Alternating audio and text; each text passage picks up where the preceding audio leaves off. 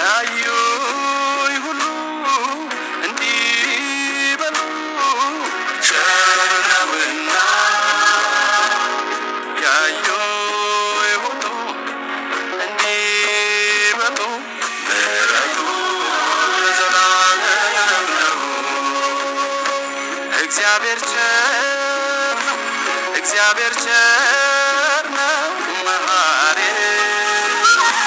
እግዚአብሔር ቸር ነው፣ እግዚአብሔር ቸር ነው መሐሪ፣ እግዚአብሔር ቸር ነው፣ እግዚአብሔር ቸር ነው መሐሪ፣ እግዚአብሔር ቸር ነው፣ እግዚአብሔር ቸር ነው መሐሪ።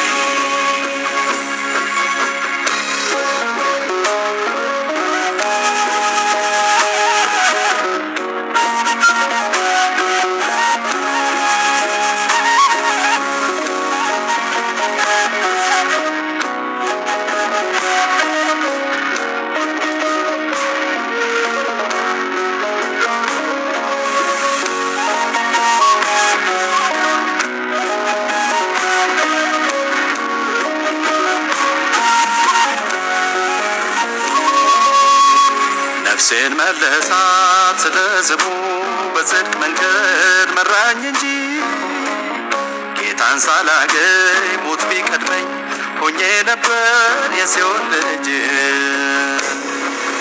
ታግሶ ወደ እሱ መራኝ በፍቅር ይዞ ታግሶ እውነትን አየሁ ዓይኔን ከፍቶ ቸር ነው ብለው ለዚህ ነው መሐሪ እሱ ብቻ የሚገዛኝ ነው ጌታዬ። ቸር ነው ብለው ለዚህ ነው መሐሪ እሱ ብቻ የሚገዛኝ ነው ጌታዬ። እግዚአብሔር ቸር ነው፣ እግዚአብሔር ቸር ነው መሐሪ፣ እግዚአብሔር ቸር ነው፣ እግዚአብሔር ቸር ነው መሐሪ፣ እግዚአብሔር ቸር ነው፣ እግዚአብሔር ቸር ነው መሐሪ፣ እግዚአብሔር ቸር ነው፣ እግዚአብሔር ቸር ነው መሐሪ። እኔ ማለት የቸርነቱ የምህረቱ ማሳያ ነኝ። የቸርነቱ የምህረቱ ማሳያ ነኝ። ያዩኝ ሁሉ እንዲበሉ ቸር ነውና ያዩኝ ሁሉ እንዲበሉ ምሕረቱ ለዘላለም ነው። ያዩኝ ሁሉ እንዲበሉ ቸር ነውና ያዩኝ ሁሉ እንዲበሉ ምሕረቱ ለዘላለም ነው። እግዚአብሔር ቸር ነው፣ እግዚአብሔር ቸር ነው መሐሪ፣ እግዚአብሔር ቸር ነው፣ እግዚአብሔር ቸር ነው መሐሪ፣ እግዚአብሔር ቸር ነው፣ እግዚአብሔር ቸር ነው መሐሪ።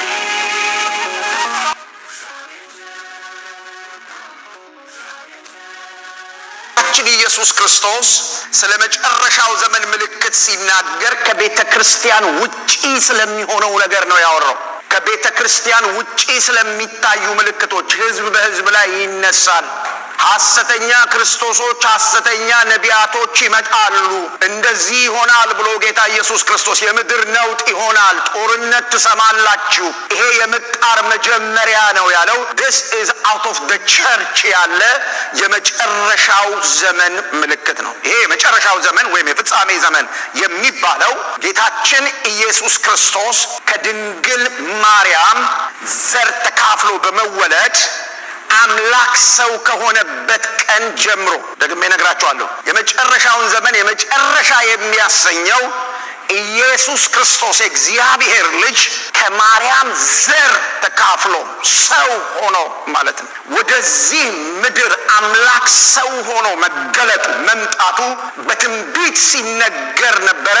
እሱ ፍጻሜ አገኘ። ነገረ ፍጻሜ ከዛ ነው የሚጀምረው። አሁን ያለነው መጨረሻ ላይ ነው። ስለዚህ ይሄ የመጨረሻው ዘመን የሚባለው ከዚያ ይጀምራል። እስከ ድረስ ነው የሚቀጥለው ያላችሁ እንደሆነ የቤተክርስቲያንን ዘመን አጠቃሎ ኢየሱስ ክርስቶስ መጥቶ ቤተክርስቲያንን እስኪወስዳት ድረስ ባለው ጊዜ ውስጥ እርሱ የመጨረሻው ዘመን የመጨረሻው ቀን የጌታ ዓመት ተብሎ ጌታ ኢየሱስ ራሱ በመንፈስ ቅዱስ ለመቀባቱ ሲናገር የተወደደችውን የጌታን ዓመት ምን እንድሰብክ ልኮኛል ብሎ የተናገረ ይሄንን የመጨረሻውን ዘመን የሚያስጨንቅ ዘመን ነው ይላል። ማንን እንመን? መጽሐፍ ቅዱስ እንመን ወይስ አንድ ሰውዬ እንመን? ዝም ብለው ቀቢጸ ተስፋ ከሚሰጡን ሰዎች ይልቅ መጽሐፍን መስማት ተገቢ ነው። በዚህ በመጨረሻው ዘመን ውስጥ ከሚከሰቱ ክስተቶች መካከል ኢኮኖሚያዊ፣ ማህበረሰባዊ፣ ሃይማኖታዊ የሆኑ ቀውሶች ናቸው የሚታዩት። የመጨረሻው ዘመን ምልክቶች በረከቶች አይደሉም፣ ቀውሶች ናቸው፣ ችግሮች ናቸው። ቀውሶች፣ ችግሮች እነዚህ ምልክቶች ተደርገው ነው የተሰጡት። ምን ማለት ነው የሚያስጨንቅ ዘመን ማለት? ምዕራፍ 3 ቁጥር 1 ሁለተኛ ጢሞቴዎስ ሁለቱንም ትርጉም ነው መጠቀም ፈልገው እንደዚህ ይላል። ነገር ግን በመጨረሻው ዘመን የሚያስጨንቅ ጊዜ እንደሚመጣ ይሄንን እወቅ። ኖውሌጅ ይሄንን እወቅ። ትክክለኛ አንደርስታንዲንግ ይኑር። ያኛውም ብሎ ይናገራል። ነገር ግን በመጨረሻው ቀን የሚያስጨንቅ ዘመን እንደሚመጣ ይሄንን እወቅ። ማወቅ ካለብን ስለ መጨረሻው ዘመን ነው ማወቅ ያለብን። መረጃ መሰብሰብ ካለብን ስለ መጨረሻው ዘመን ነው መረጃ መሰብሰብ ያለብን። ኮንሸስ መሆን ካለብን ይሄ እወቅ የሚለው ነገር አዌር መሆን አለብህ። ልትተኛ አይገባም። ጳውሎስ በሮሜ መጽሐፍ ምዕራፍ 13 ላይ ምን ብሎ ተናግሯል? ሌሊቱ ሊያልፍ ነው፣ እንግዲህ ከእንቅልፍ የምትነቁበት ሰዓት እንደደረሰ እወቁ ብሎ ተናግሯል። ምን ማለት ነው? ቢ አዌር ማለት ነው። መንቃት አለባችሁ። ኮንሸስ መሆን አለባችሁ። ቤተክርስቲያን ውስጥ የምናያቸው መልኮች፣ ቤተክርስቲያን ውስጥ የምናያቸው የህይወት ስርዓቶች ዝም ብለን እያልን የምንሄድባቸው ጉዳዮች ሳይሆኑ ማንቂያዎች ናቸው፣ ደወሎች ናቸው። የመጨረሻው ዘመን የሚለውን ቃል መጽሐፍ ቅዱሱ በተጻፈበት በግሪክ ቋንቋ ሁለት ትልልቅ ሐሳቦች ይዟል። ምን ማለት ነው እሱ? ይሄ የሚያስጨንቅ ዘመኑ ዘመን ነው። ዘመን በራሱ ምንም አይደለም። ግን ይሄ የሚያስጨንቅ የሚለው ቃል ምን ማለት ነው ያላችሁ እንደሆነ በአደገኝነት የተሞላ ዘመን ማለት ነው። በጣም ብዙ አደጋዎች በቤተ ክርስቲያን ውስጥ አሉ። በጣም አደገኛ ሁኔታዎች በቤተ ክርስቲያን እየበቀሉ ነው ያሉት። አንዳንድ ጊዜ በቤተ ክርስቲያን ውስጥ የሚሰራው ቲያትር ያስደነግጠኛልም ያስገርመኛልም። ይሄኛው ዓመት በቃ እንትን የምንልበት ምናምን የምንሄድበት ምናምን አይደለም ዘመዶቼ። መጽሐፍ ቅዱስ እንደሱ አያስተምርም። በመጨረሻው ዘመን ውስጥ ስለሚሆን ነገር መጽሐፉ በግልጽ የሚናገረው በጣም አደገኛ የሆነ ጊዜ እንደሚሆን ነው የሚያወራው። የጌታችን ኢየሱስ ክርስቶስ ዳግም መምጣትን አመላካች የሆኑ ምልክቶች ተብለው ከተጠቀሱት ነገሮች መካከል በመጨረሻው ቀን በቤተ ክርስቲያን ውስጥ የሚበቅል ትውልድ አለ። ለምንድን ነው ያላችሁ እንደሆነ በጣም ብዙ ውጥኖች ወጥነን መቼ እንደምንጨርሳቸው አይታወቅም። እንደተዝረከረክን ጌታ ሊመጣ ነው። እንደተዝረከረክን በብዙ ነገር ሰይጣን ደግሞ ብልጥ ነው። በብዙ አጀንዳዎች ወጥሮ ይዞናል። በብዙ ጉዳዮች አንዱን ጨረስን ስንል ሌላ ይፈጥራል። አንዱን አበቃን ስንል ሌላ፣ አንዱን ጨረስን ስንል ሌላ። በቃ ቢዚ እንድንሆን እንዳናስብ፣ ስለመሄድ እንዳናስብ፣ እንደባከንን ድንገት እንዲደርስብን። ለዚህ ነው ጌታ ኢየሱስ ድንገት እንዳይሆንባችሁ ያለ። ነገርየው ድንገት ነው የሚሆነው። ስለዚህ በቤተ ክርስቲያን ውስጥ ይሄ ድንገት የሚሆነው ነገር ከመሆኑ በፊት የሚመጣ የሚታይ ትውልድ አለ፣ የሚበቅል ትውልድ አለ። የዛ ትውልድ መምጣት ነው ዘመኑን አስጨናቂ የሚያደርገው። ጳውሎስ ለጢሞቴዎስ የሚለው ይሄንን ነው። እንደዚህ ብዬ ሳስተምር ሰምተህ የለ? በዛ ባስተማርኩ ትምህርት ሸክመ የኔን ህይወት የኔን ኑሮ ታየዋለህ። ኑሮዬን፣ የኔን ቤት፣ እኔ ጋር ባለው ትምህርት የተቀረጸ የህይወት ስርዓት አለ። እሱ ብቻ አይደለም፣ ዓላማ ደግሞ ያለኝ ሰው ነኝ። በፐርፐዝ ነው የምኖረው። ሁሉ መንገዴ አይደለም፣ የምመርጠው ነገር አለ። ሁሉ ተፈቅዶልኛል፣ ሁሉ ግን ምን አይለኝም፣ አይጠቅመኝም። አንተ ታውቃለህ ስለኔ። ይሄ ብቻ አይደለም፣ እንዲህ አይነት የህይወት ስርዓት ስለምመራ ስደትና መከራ በላይ ላይ እየወረደ እንዳለ ደግሞ ታውቃለህ። ግን ብርቅ አይደለም አሉ። ለምን ሲለው በክርስቶስ ኢየሱስ እግዚአብሔርን እየመሰሉ ሊኖሩ የሚወዱ ሁሉ ስለ ስሙ ምን ይላሉ? ይሰደድ። ምልክቴ ነው አሉ። ምልክቴ ነው። ትምህርቴ በላይ ላይ ያመጣው ምልክት ነው። አኗኗሬ በላይ ላይ ያመጣው እግዚአብሔርን እየመሰልኩ እንደሆነ፣ ጌታን እየተከተልኩ እንደሆነ የሚመሰክርልኝ ነው እንጂ የመጨረሻው ዘመን በረከት ስላለፈኝ አይደለም። እንደውም አንድ ነገር ልንገርህ አለው ጢሞቴዎስ ሲለው ክፉዎች እና ሐሰተኞች በክፋታቸው እየባሱ እየገነኑ እየደመቁ ፖፑላር እየሆኑ ይመጣሉ። ለምን? ሶሻል ሚዲያው ምን ይሰራል?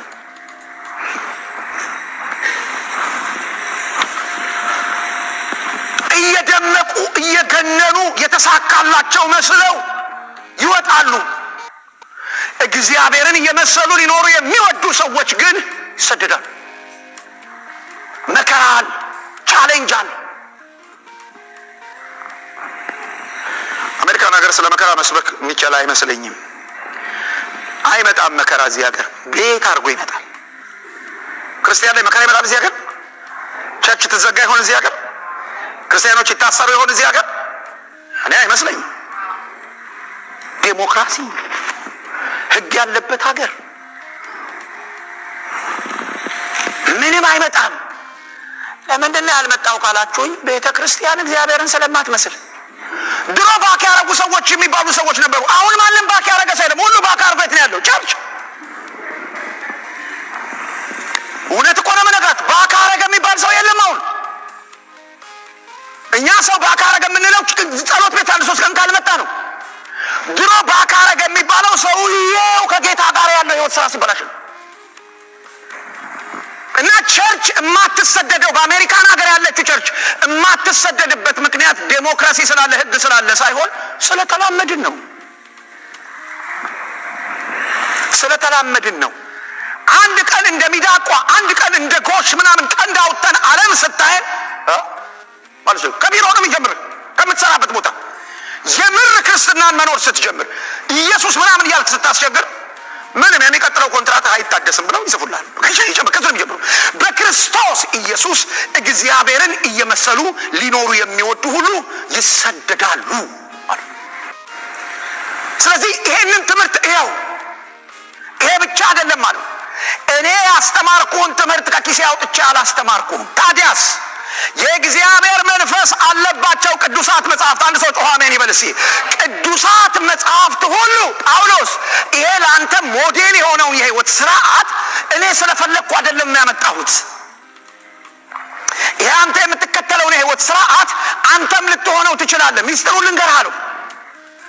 ይሄ አንተ የምታየውን የህይወት ስርዓት እኔ ያስኩትን ዓላማ እንዲህ አይነቱን መሰጠት ከየትም አላመጣሁትም። ታዲያ የእግዚአብሔር መንፈስ ያለበት መጽሐፍ ሁሉ ለትምህርት፣ ለተግሳጽ፣ ለምክር፣ በጽድቅ መንገድ ላለ ምክር፣ ልብን ለማቅናት ተጽፏል። ለዚህ ቃል ራሴን ሰጠው። ይሄ ቃል ሼፕ አረገኝ። የእግዚአብሔር ሰው ፍጹምና ለበጎ ስራ ሁሉ የተዘጋጀ ይሆን ዘንድ በእግዚአብሔር ቃል የተዘጋጀ ማንነት ነው የምታየው። ይሄንን እና የሚሰራ ትምህርት ነው ያስተማርኩ፣ የሚለውጥ ትምህርት ነው ያስተማርኩ። ይሄንን ትምህርት እና ጽናበት፣ እሱ ላይ ቁም። መከራ ያመጣብሃል ግን ቁም። ትገፋለህ ግን ቁም። ምን ትርፍ አይቼ ልቁም? መጨረሻው ዘመን ላይ ነው ያለው። አጠገባችሁ ላለው ሰው እንኳን ደስ አለ መጨረሻው ዘመን ላይ ነው ያለው በሉት። አበቃ ሆነ ንገሩት።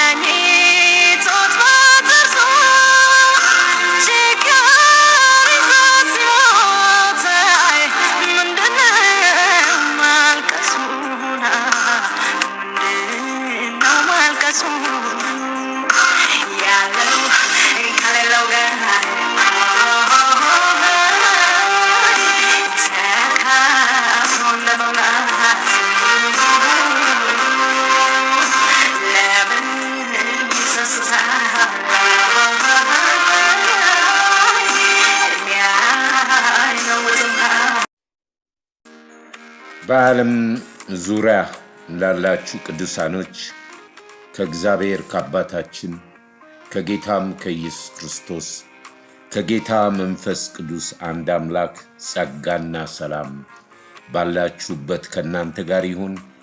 በምህረቱና በቸርነቱ እጅግ ባለጠጋ የሆነ እግዚአብሔር በላከው በክርስቶስ ኢየሱስ እውነተኛ እረኛችን እውነተኛ እረኛ ነፍሱን ስለ በጎቹ የሰጠ እውነተኛ አምላክ በእርሱ የምንጠራ ልጆች እግዚአብሔርን ቀን እንደገና ስለሰጠን ክብር ምስጋና ሁሉ ለታላቁ ስሙ ይሁን። እግዚአብሔር በልጁ በክርስቶስ ኢየሱስ የገለጠው ብርሃን በጨለማ ላለው ሕዝብ ብርሃን ወጣ። ሐዋርያት የሰበኩት በመልአክ የታየ ለአሕዛብ የተሰበከ በክብር ያረገ ከላይ ከወረደው በስተቀር ከምድር ወደ ላይ የወጣ ያለ እርሱ ማንም የሌለ ትንሣኤና ሕይወት የሆነው ክርስቶስ ኢየሱስ ተስፋ ሰጥቶን በዚህ ዘመን እንደገና ይህንን ጊዜና ሰዓት ባለንበት በምሕረቱና በቸርነቱ ከሚታይ ከማይታይ ክፉ ፍላጻ ከዚህ ዓለም ገዢ ከርኩሳን መናፍስት በየቀኑ የእግዚአብሔርን ልጆች ከሚቃወም መንፈስ ጠብቆ ለዚህ ላበቃን አምላክ በድጋሚ ክብርና ምስጋና ለስሙ ይሁን። ቅዱሳኖች በየሳምንቱ የተዘጋጀ የሚቀርበው የመጨረሻው ዘመን የክርስቶስ ኢየሱስ ወንጌል ማህበርተኞች ነው። ወንጌል ስለ ልጁ ስለ ኢየሱስ ክርስቶስ ብቻ ነው። ሐዋርያትም እንዳሉት ያየነውን የሰማነውን እጆቻችን የዳሰሱትን እርሱን እንጽፍላችኋለን፣ እንነግራችኋለን፣ እንመሰክራለን። ሕይወት ተገለጠ፣ እኛም አይተናል። ክብር ለእግዚአብሔር ይሁን። ስለዚህ እግዚአብሔርን ጌታ መንፈስ ቅዱስን እጅግ አድርጌ አመሰግናለሁ። ቅዱሳኖች በዚህ ሚዲያ የምትካፈሉ አዳዲሶችን በየሳምንቱ እየተጨመራችሁ እውነተኛ የሆነ ቃል የእግዚአብሔር ቃል ያልተጨመረበት ያልተቀነሰበት ሕይወት የሚሰጥ በሞኝነት ለተቀበሉት የሚሰራ እግዚአብሔር ዛሬም ሰውን ይፈልጋል። ለማዳን እጁ አላጠረችምና ባለፈው ሳምንት እንዳየነው ድንቅ የሆነ የዘመኑን በተመለከተ በዘመኑ ቤተክርስቲያን ክርስቲያንን ሕይወታችንን በተመለከተ ብዙዎች ተጽናንታችሁበታል። ከሞተ ሰው በላይ ተካፍላችኋል። ጥቂቶች ናቸው የእግዚአብሔር መንግሥት የሚወርሱት። ወገኖች ሆይ ዓለም የምታወራው ብዙ አላት፣ ዓለምን ደግሞ የሚሰሙ ብዙ አሉ አለ ሐዋርያ ቅዱስ ጳውሎስ። እኛ ደግሞ የእግዚአብሔርን ቃል እንናገራለን፣ የእግዚአብሔር የሆኑት ይሰሙናል። በዚህ በሁለቱ እንለያቸዋለን አለ። ጊዜያችሁን ሰዓታችሁን ወስናችሁ በልዩ ልዩ ዝማሬና ድንቅ በሆኑ መልእክቶች ራሳችን ከዘመኑ ጋር በመፈተሽ ለነፍሳችን ራሳችን ብቻ ተጠያቂ መልስ ሰጪዎች እንደሆንን በማሰብ ዘመኑን ጊዜውን ለመዋጀት ያንን ተመልክተናል። ዛሬ በዚሁ በተለየ መንገድ ሐዋርያ ቅዱስ ጳውሎስ ለመንፈሳዊ ልጁ ለጢሞቴዎስ የመጨረሻው ዘመን ቀን አስጨናቂ ቀን ነው የሚሆነው። የመጨረሻው ዘመን የዓለም ፍጻሜ አይደለም። የዓለም ፍጻሜ አዲስ ሰማይና አዲስ ምድር ሲፈጠር ነው፣ ከጌታ ምጽአት በኋላ። ይሄ የዘመን ፍጻሜ ነው። የምን ዘመን? የአሕዛብ ዘመን። እስራኤሎች አባቶቻችን መሲሁን ክርስቶስን አልቀበልም አሻፈረን ባሉበት የእግዚአብሔር መንፈስ በሐዋርያው ቅዱስ ጳውሎስ በሌሎችም ወደ አሕዛብ ዞር ብለው በወንጌል ያመኑ እንደዳኑ እንደገና ደግሞ ከአይሁድም ከአሕዛብም ከሁለቱ አንድ አዲስ ሰው በማውጣት ያ አዲስ ሰው ክርስቲያን የክርስቶስ ተከታይ ይባላል።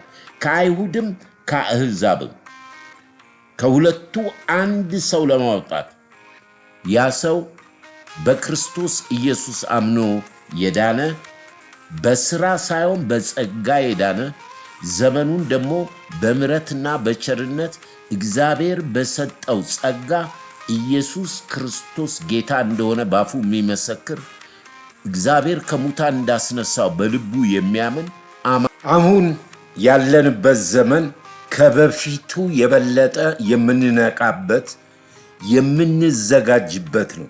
በሁሉ ነገር ዝግጅትና ጥንቃቄ ይጠይቃል። እኛ ብቻ ድነን ሳይሆን ሌሎችን ለማዳን በወንጌል የምንነሳበት የምንዘጋጅበት በነገር ሁሉ በመጠኑ የምንኖርበት ዘመን ነው። አስጨናቂ ዘመን ውስጥ ገብተናል። ምናልባት ለጥቂት ጊዜ ለጥቂት ዓመታቶች ሰላም ሊሆን ይችላል እንጂ እየጨመረ ስለሚሄድ አንደኛ በቅዱሳን ኅብረት በመጽሐፍ ቅዱስ ጥናት በጸሎት ራስን በመግዛትና የእግዚአብሔር ቃል መንፈስ ቅዱስ ተለዩ ከሚለው ነገር መለየት ራስን መግዛት በኢኮኖሚም በማህበራዊም ምንነቃበት ዘመን ውስጥ ነው ያለነው። በፊታችን የሞት መንገድና የህይወት መንገድ አለ። የምርጫ ዘመን ነው። እያንዳንዱ ሰው በተለይ ሐዋርያ ቅዱስ ጳውሎስ ለመንፈሳዊ ልጁ የመጨረሻው ዘመን መገለጫ ምልክቶችና ከእንደነዚህ አይነት መንፈስ ካለባቸው ሰዎች ተለይ ያለውን ትምህርት የዘመኑን መልክና የራሳችንን ህይወት ከዛም አልፎ ለተሰጠን አደራ ለወንጌል ታጥቀን የምንነሳበት ዘመን ነው። ይህ ጊዜ ከእንቅልፍ የምንነቃበት ወገኖች ሆይ ቸል ማናልበት ዘመን ነው። ከጥንቶቹ በመጋቢ ታሪኩ እሸቱ የተሰጠውን ጥልቅ የሆነ ይህንን የመጨረሻው ቀን መገለጫ ትምህርት አብረን እንካፈላለን። ይህንን ሰምታችሁ ለሌሎች ሸር በማድረግ አብራችሁ አገልግሉ። የጌታ ጸጋ ከመንፈሳችሁ ጋር ይሁን። እስኪ የሚያምርብኝን ስምህን ልጥራ፣ እስኪ የሚያዋጣኝን ስምህን ላውጅ።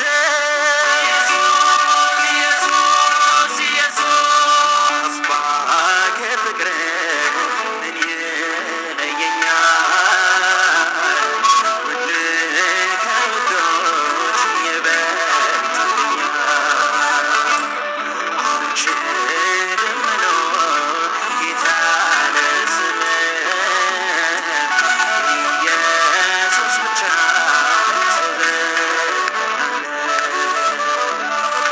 አንተ አለኸኝ ይቅር የቀረው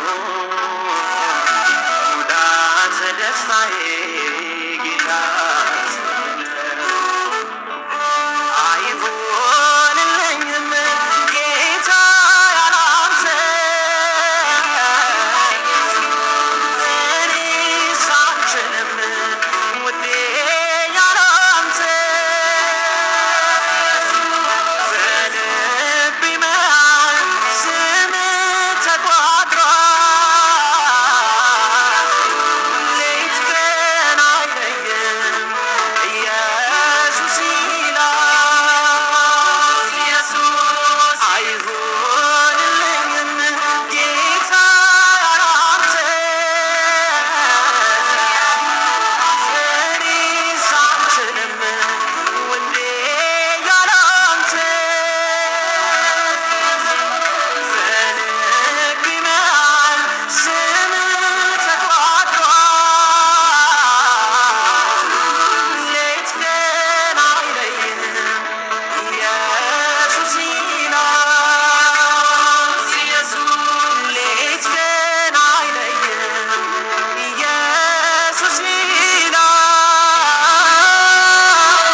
ሌት ቀን አይለይም ኢየሱስ ይላል።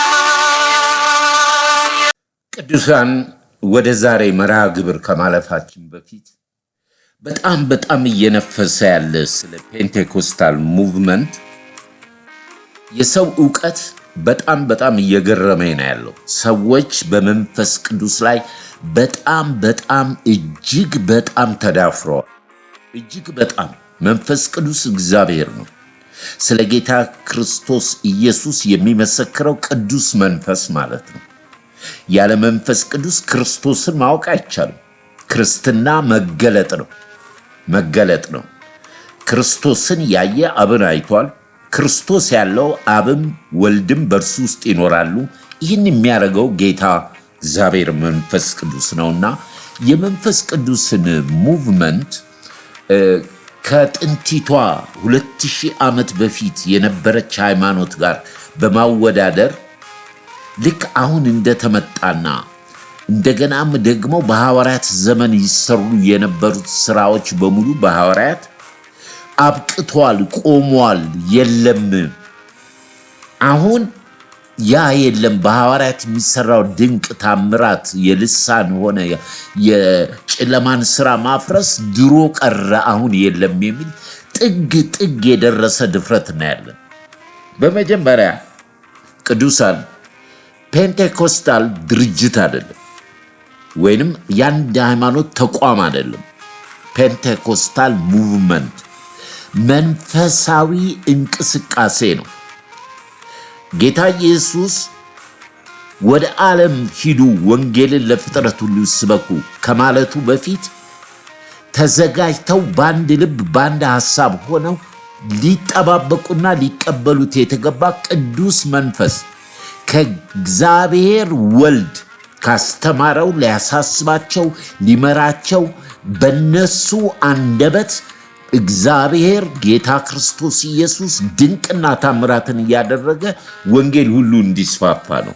ስለዚህ ፔንቴኮስታል 50ኛ ቀን በጴንጤናዊ ጲላጦስ ዘመን በ120ዎቹ ላይ የወረደው ባለ 50 ፔንቴኮስታል እንቅስቃሴ የመንፈስ ቅዱስ ሥራ ነው።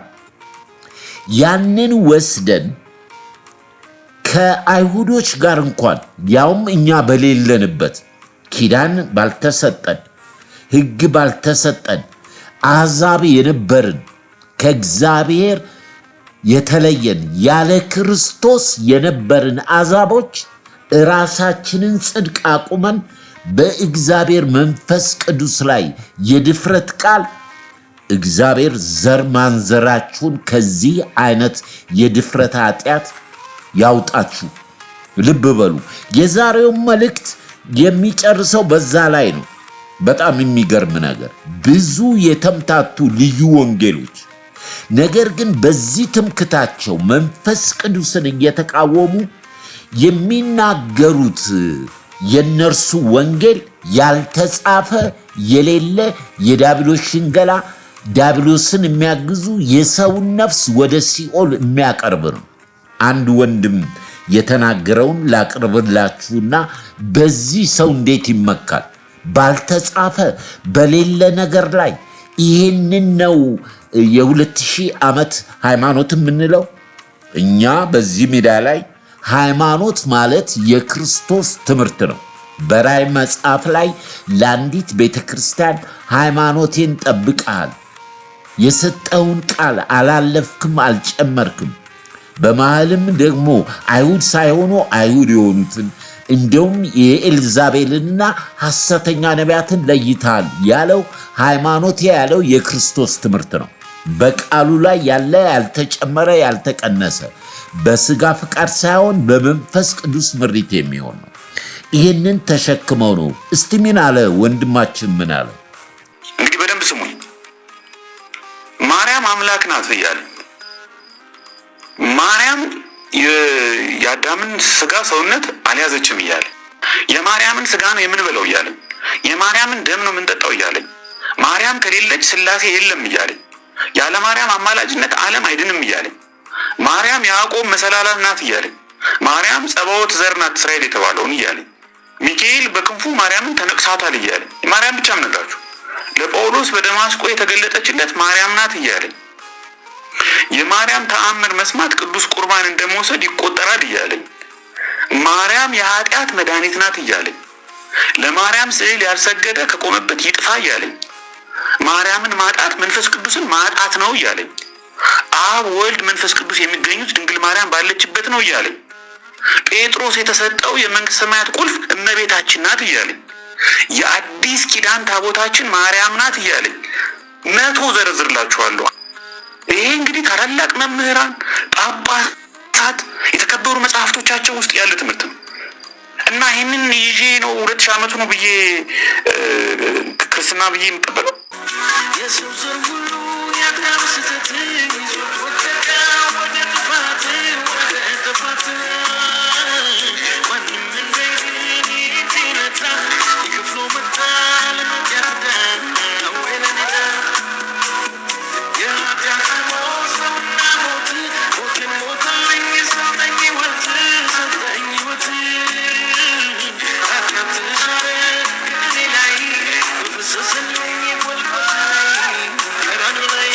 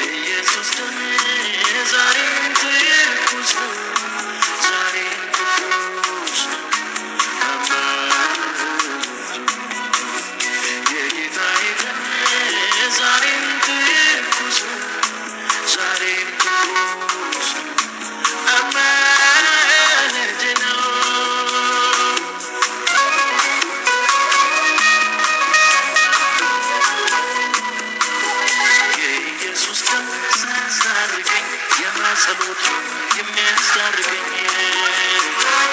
ኢየሱስ ያላጠበኝ የማጸሎት የሚያጥበኝ ኢየሱስ ሳያስታርቀኝ የማልንጀራ የሚያስታርቀኝ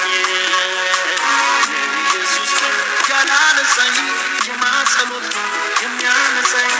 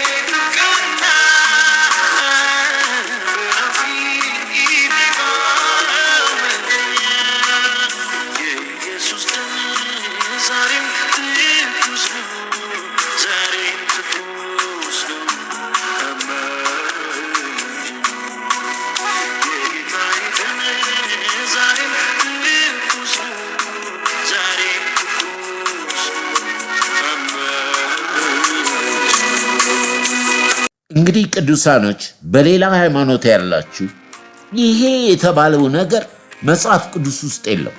የእግዚአብሔር መንፈስ አልጻፈውም። በመሰለኝና በደሳለኝ የሄዱ የጥንት ሊቃውንት አባቶች ስተው ያሳቱ ብዙዎች ወደ ሲኦል ገብተዋል። ስለዚህ መንፈስ ቅዱስ እግዚአብሔር ነው። ልጆችሽ ከእግዚአብሔር የተማሩ ይሆናሉ። መንፈስ ቅዱስ ከእኔ ወስዶ ያሳስባችኋል፣ ያስተምራችኋል። በዚህ መንፈስ ላይ መቀለድ ለዘለዓለም ስርየት የለውም። ሰው ሰውን ቢሰድብ ይቅር ይባላል። ነገር ግን መንፈስ ቅዱስን የሚሳደብ ለዘላለም ስርየት የለውም። ካልገባን ዝም እንበል። ቃሉን እናንብብ፣ እንረዳ፣ ከኛ ከቀደሙት እንማር። የሃይማኖታችን ጀማሪና ፈጻሚ የሆነውን ክርስቶስን እንመልከት፣ እንከተለው ፈለጉን። እሱን እንድንመስል በመከራም በችግር በሁሉም ነገር አልፈን እግዚአብሔር ላቀደ ሰማያዊ አጀንዳና ዓላማ ሐሳብ የተዘጋጀ እንድንሆን ነው። እና ይሄ በጣም የሚያሳዝን ነው። ይሄን ያህል በማያገባን ውስጥ እኛ ደልዳዮች፣ እኛ አውጪዎች፣ እኛ ኮናኞች፣ እኛ የምስራቹን ቃል ተናገሩ። እምቢ ካለ ጥለሽው ሂጂ። ቀኑ አይደለም። እግዚአብሔር የቀጠረው ቀን አለ። መፈለግን ማድረግን በሰው ውስጥ የሚያስቀምጥ እግዚአብሔር ነው፣ በግድ አይደለም። እኛም የተገኘነው እግዚአብሔር በቀጠራት ቀን ልባችን ውስጥ ብርሃን በርቶ እውነተኛውን ጻድቅ ክርስቶስ ኢየሱስ እርሱ ፍጹም መንገድ፣ እውነት፣ ሕይወት እንደሆነ ገብቶን ነው። የማንደራደርበት እውነት ነው። ወንጌል ሕይወት ነው። ስለዚህ ያንን በተመለከተ ነው። ከእንደዛ አይነት ውስጥ ያላችሁ ወንድማችን እንዳለው እንደዛ አይነት ነገር ከመጽሐፍ ቅዱስ ልዩ ወንጌል ነው። የሚያጣምማችሁ ወንጌል ነው። አዚም የሚያደርግ ወንጌል ነው። ከእንደነዚህ አይነት ተለዩ፣ ውጡ። ዛሬም የምናየው ያንን ነው።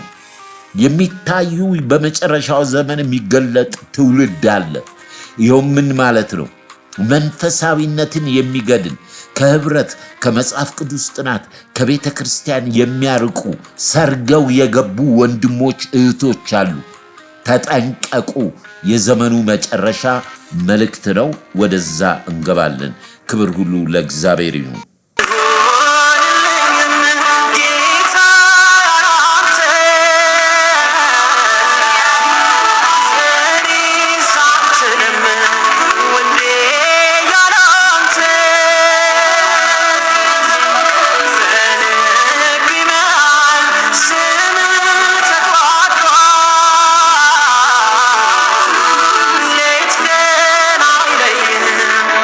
Yes,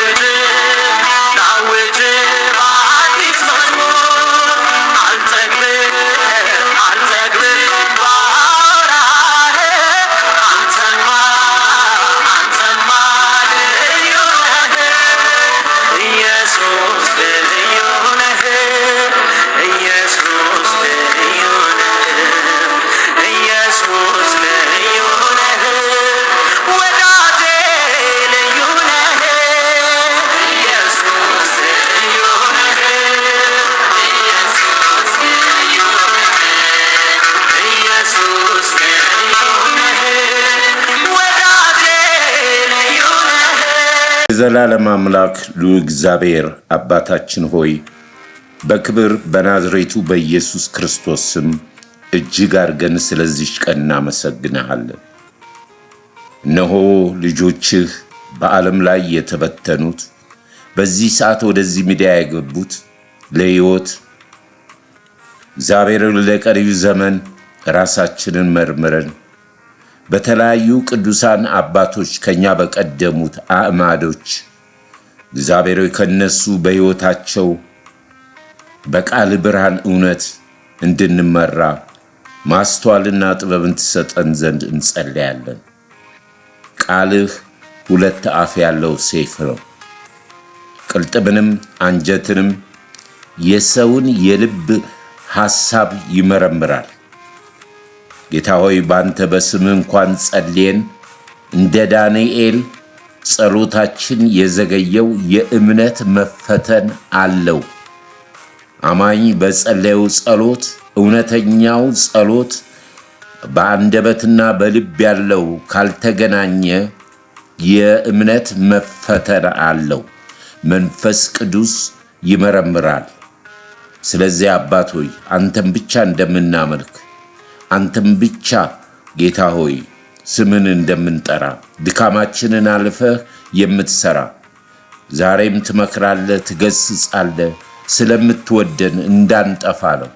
ነገር ግን ብዙዎች የሚሰሙት ቃል ከነሱ ጋር ስላልተዋሃደ አልጠቀማቸውም ተብሎ እንደተጻፈ ጌታ ሆይ አለን በፊት መንፈስ ቅዱስ እርዳን፣ አስተምረን፣ የሚያስተምረንን ባሪያህን እርዳው።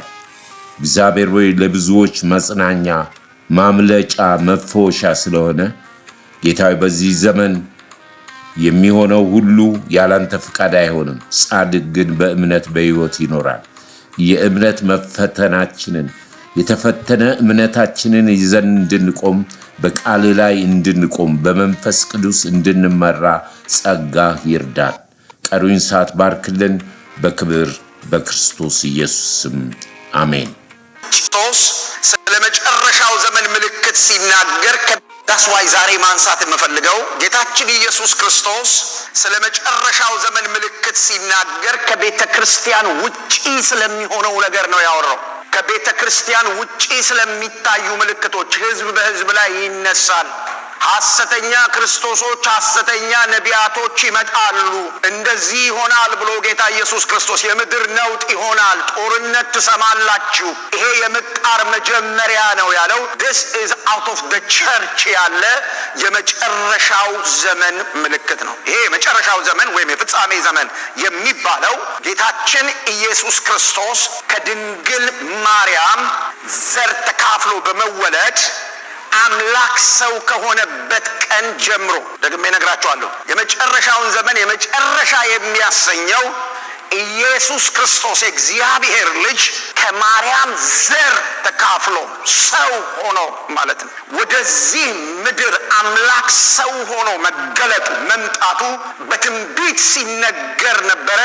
እሱ ፍጻሜ አገኘ። ነገረ ፍጻሜ ከዛ ነው የሚጀምረው። አሁን ያለነው በመጨረሻው መጨረሻ ላይ ነው። ስለዚህ ይሄ የመጨረሻው ዘመን የሚባለው ከዚያ ይጀምራል።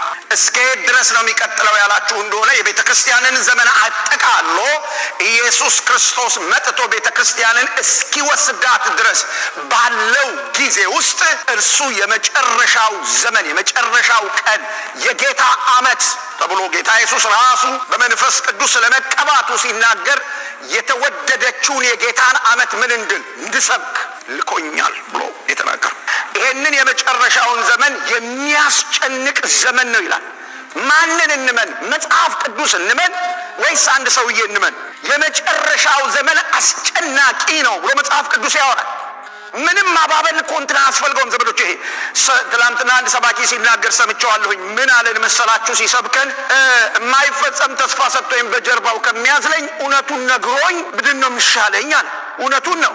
የእኛን ፊት ቅጭም ማለት የእኛን ፊት ፈገግ ማለት አይተው ዝም ብለው ቀቢጸ ተስፋ ከሚሰጡን ሰዎች ይልቅ መጽሐፍን መስማት ተገቢ ነው። በዚህ በመጨረሻው ዘመን ውስጥ ከሚከሰቱ ክስተቶች መካከል ኢኮኖሚያዊ፣ ማህበረሰባዊ፣ ሃይማኖታዊ የሆኑ ቀውሶች ናቸው የሚታዩት። የመጨረሻው ዘመን ምልክቶች በረከቶች አይደሉም፣ ቀውሶች ናቸው፣ ችግሮች ናቸው። ቀውሶች፣ ችግሮች፣ እነዚህ ምልክቶች ተደርገው ነው የተሰጡት።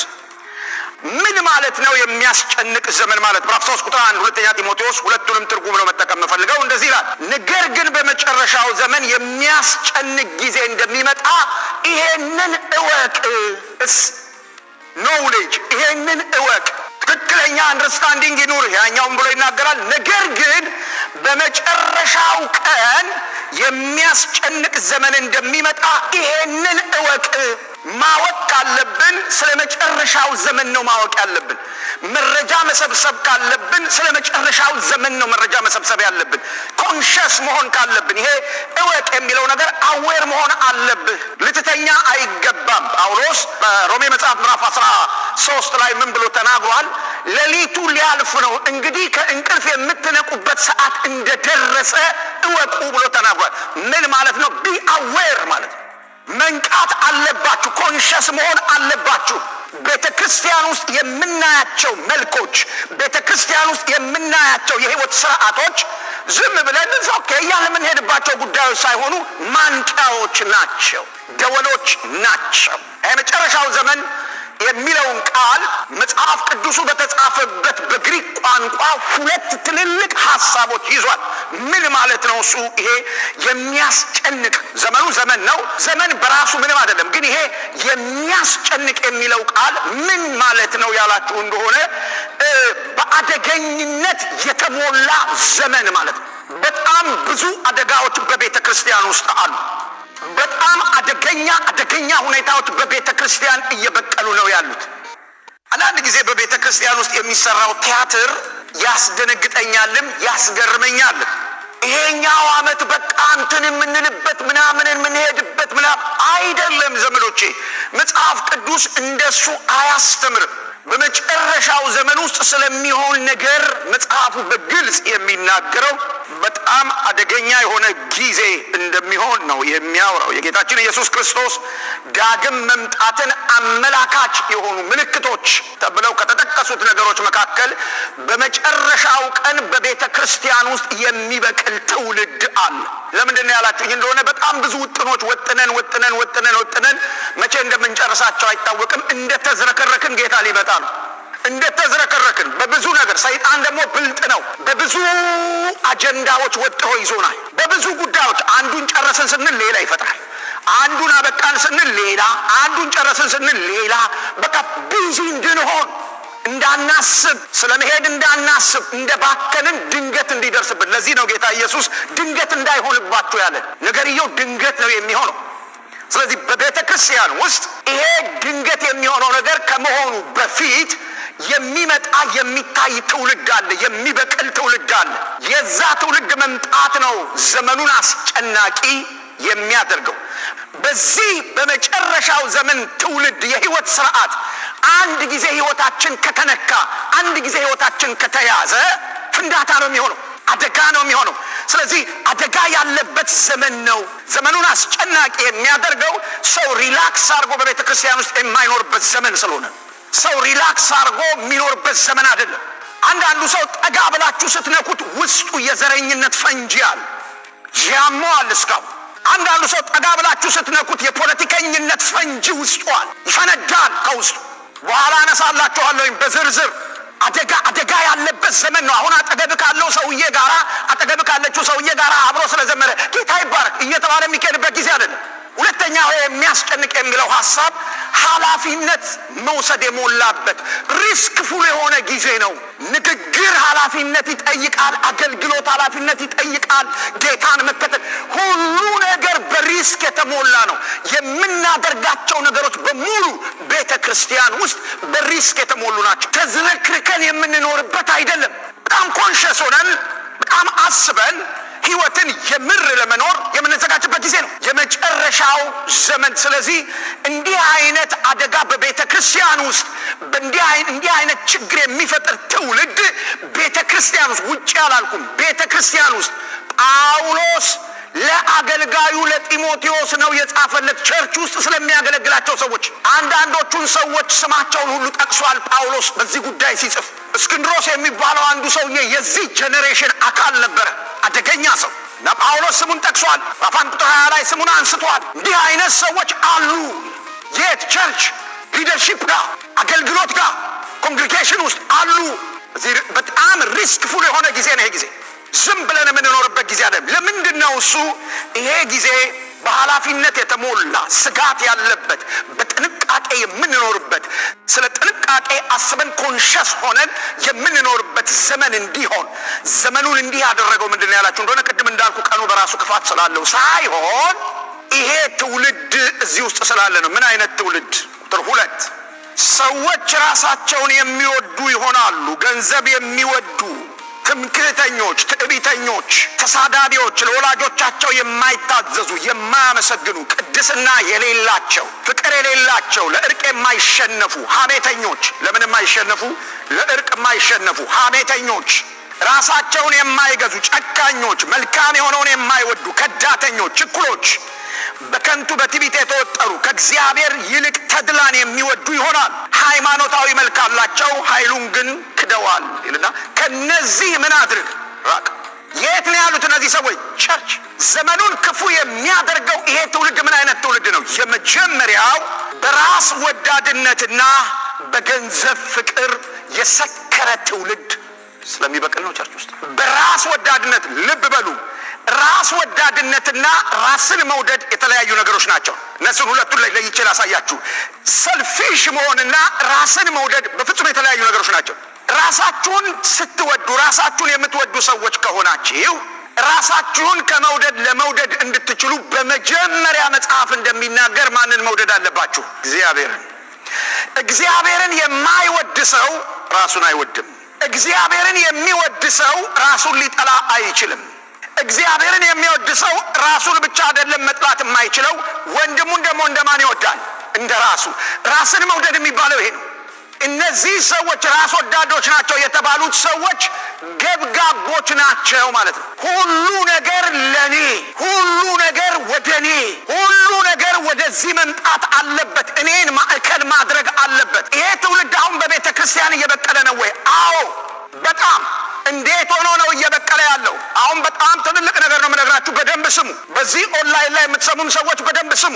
እንዲህ አይነት ትውልድ በቤተ ክርስቲያን እየመጣ ነው ወይ? አዎ በጣም በብዙ እየመጣ ነው ያለው። ሳይታወቅ በቅሏል። ሰልፊሽ የሆነ ትውልድ፣ እግዚአብሔርን የማይወድ ትውልድ በቤተ ክርስቲያን ውስጥ እንደ ጉድ ነው እየበቀለ ያለ። እሁድ እሁድ እንኳን ፕሮግራም የሚመጣው፣ የሆነ የፈውስ ፕሮግራም የሚሄደው፣ የሆነ አገልግሎት የሚካፈለው የሆነ ነገር ለማግኘት ነው። ኢፍናት እግዚአብሔርን አይፈልገውም። ለዚህ ነው ቤቱ ተንበርክኮ የማይጸልዩ። ለዚህ ነው በግሉ ከእግዚአብሔር ጋር ጊዜ የሌለው። እንዲህ አይነት ትውልድ በጣም እየመጣ ነው ያለው። ኢቭን መንፈሳዊ አገልግሎቶችን ለሱ ጥቅም ነው የሚያመቻቻቸው። ሰባኪዎቹ፣ ዘማሪዎቹ፣ አገልጋዮቹ፣ ነቢያቶቹ፣ ምናምኖቹ ሁሉም የሚዘጋጁት የሰውን ኒድ ለማሟላት ነው። አገልግሎቶቹ የሚቀረጹት የሰውን ኒድ ለማሟላት ነው። this is very dangerous። እንዲህ አይነት ትውልድ እየመጣ ነው ያለው። መምጣት ብቻ አይደለም፣ ቤተ ክርስቲያንን ሞልቷታል፣ ወሯታል። ትልቅ ልበል ገናና የሚመስል ጠፋ ቢፈለግ ቢፈለግ በምድር ትልቁ እግዚአብሔር የሚያክል ጠፋ ቢፈለግ ቢፈለግ በምድር ትልቁ እግዚአብሔር የሚመስል ጠፋ ቢፈለግ ቢፈለግ በምድር ትልቁ እግዚአብሔር የሚያክል ጠፋ ቢፈለግ ቢፈለግ በምድር ትልቁ እግዚአብሔር። ስለዚህ ዘመኑ አስጨናቂ ነው። እንዲህ አይነቱ ትውልድ እሱ የሚፈልገውን ነገር ያገኝ እንጂ ስለ ቅድስና ጉዳዩ አይደለም፣ ስለ እግዚአብሔር ቃል ጉዳዩ አይደለም፣ ስለ እውነት ጉዳዩ አይደለም፣ ስለሚጠፋ ሰው ጉዳዩ አይደለም። አርቲፊሻል ራሳቸውንና ገንዘብን የሚወዱ የቤተ ክርስቲያን አገልግሎት ከገንዘብ ጋር ካልተያያዘ አይስማማቸውም ሰዎች። ይሄ ትውልድ እየመጣ ነው ያለው። በቤተ ክርስቲያን ውስጥ ይሄ ትውልድ እየበቀለ ነው ያለው። ስለዚህ አስጨናቂ ጊዜ ነው። ለምን ያላችሁ እንደሆነ ገንዘብን መውደድ የክፋት ሁሉ ምንድነው ነው የሚለው ስር። የገንዘብ ፍቅር ውስጡ ያለበት ሰው፣ በገንዘብ ፍቅር የተለከፈ ሰው ክፋት የተባለ ነገር በሙሉ ፓኬጅ ውስጥ ነው ያለው። ሩቱ ውስጥ ነው ያለው። ነቅንቃችሁ በእግዚአብሔር ቃል አትነቅሉለትም። በጣም አስቸጋሪ ነው። ያ ከውስጡ እንዲነቀል የገንዘብ ፍቅር ነው ከውስጡ መውጣት ያለበት። ለዚህ ነው ሺህ ጊዜ እግዚአብሔር ተናግሮን የማንለወጠው ዘመዶቼ። እንዲህ አይነት ትውልድ ነው ያለው። ከእናንተ ጋር ወዳጅ መሆን የሚፈልገው ጥቅም ካለ ብቻ ነው። የምትጠቅሙት ከሆነ በጌታ ወንድሙ ስለሆናችሁ ሳይሆን ዘሩ ስለሆናችሁ፣ በጌታ በኢየሱስ ክርስቶስ አምኖ ያገኛችሁ ወገኑ ስለሆናችሁ ሳይሆን የሆነ ከእናንተ የሚያገኘው ነገር እስኪገኝ ድረስ እስቲ ራሳችሁን ፈትሹ። ስልክ አዘውትራችሁ የምትደውሉላቸው ሰዎች ምን አይነት ሰዎች ናቸው? ለምን ጉዳይ የምትፈልጓቸው ሰዎች ናቸው? ወንድማችሁ ስለሆነ እህታችሁ ስለሆነ ወይስ የሆነ ቤኔፊት ፈልጋችሁ? የገንዘብ ፍቅር፣ ዶላር ብቻ አታስቡ። ራስ ወዳድ፣ ራሱን የሚወድ ሰው ሰውን የሚፈልገው ለሱ ጥቅም ብቻ ነው።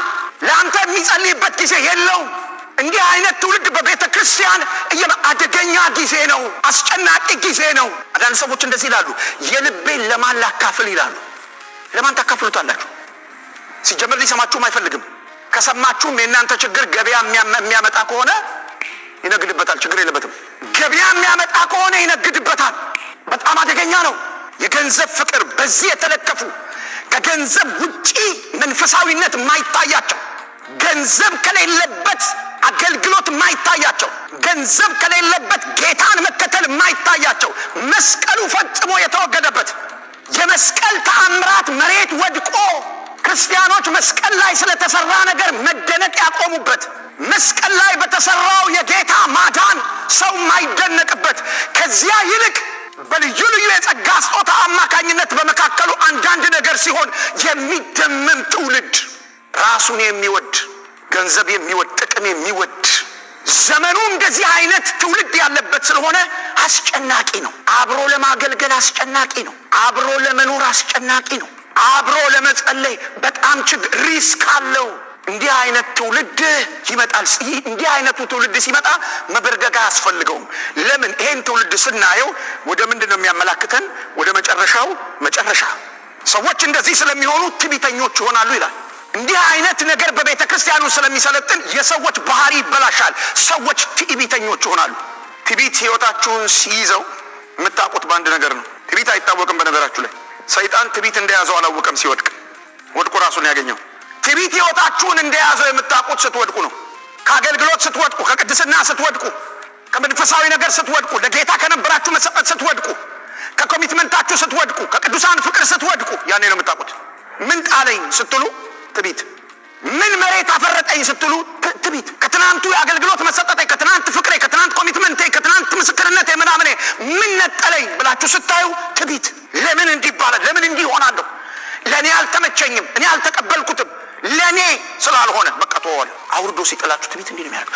እንዲህ አይነት ሰዎች ይበዛሉ። ስለዚህ ያስጨንቃል ዘመኑ። ትዕቢተኞች፣ ትምክህተኞች። ትምክህተኝነት በራስ መታመን ማለት ነው። በራስ አሁን በጣም አደገኛ ዘመን ነው ይሄ ዘመን ዘመዶቼ። በውጭ የምንሰማው ፍልስፍና በእግዚአብሔር ላይ እንድንታመን አይደለም። ራስህ በቂ ነህ የሚል ነው። ልጆቻችን እንኳን ትምህርት ቤት ሲያድጉ የሚነገራቸው በራስህ መቆም አለብህ። ሰልፍ ኮንፊደንስን ዴቨሎፕ ልታደርግ ይገባል። የማንም ጥገኛ ልትሆን አትችልም። እኔ እነግርሃለሁኝ፣ የፈለገው ገንዘብ ይኑርህ፣ የፈለገው እውቀት ይኑርህ፣ የፈለገው ችሎታ ይኑርህ፣ የእግዚአብሔር ጥገኛ መሆን ምርጫ የሌለው ጉዳይ ነው። ሰው ትምክህተኛ መሆን ሲጀምር የእግዚአብሔር ጥገኛ መሆን ያቆማል። በደንብ ስሙኝ ምን ማለት እንደሆነ እኔ በደንብ ይገባኛል። ድሮ በአገር ቤት የቀበሌ ቤት ሲከራይ የቀበሌ ቤት የተከራየ ሰውየውን ደባል አድርጎ ያስገባዋል። ደባል አድርጎ ሲያስገባው የቤቱ ባለመብት ነኝ ብሎ ቀበሌ ላይ ሄዶ ጥያቄ እንዳይጠይቅ እዚህ እንትን ላይ ቅጽ ላይ አስሞላኝ ሲለው እሺ ሊሄድና ሲያስሞላው ምን ብሎ ነው የሚያስሞላው? ደባል ሳይሆን ጥገኛ ብሎ ነው። በፈለገው ሰዓት ሰውየውን ኪካውት ማድረግ ይችላል። ጥገኛ ነው። እና ያ ሰውዬ እዛ ቤት ውስጥ ሲኖር የፈለገውን ያህል ገንዘብ ቢያገኝ የፈለገውን ያህል ነገር እንትን ቢል በዛ ሰውዬ ፈቃድ ስር ነው የሚኖረው። ያ ሰውዬ ፈገግ ሲል ፈገግ ይላል፣ ያ ሰውዬ ፊቱ ጭምቅቅ ሲል አብሮ ፊቱ ሽምቅቅ ይላል። በዛ ሰውዬ ቅድስህ ነው የሚኖረው፣ ከዛ ሰውዬ ውጪ አይደለም።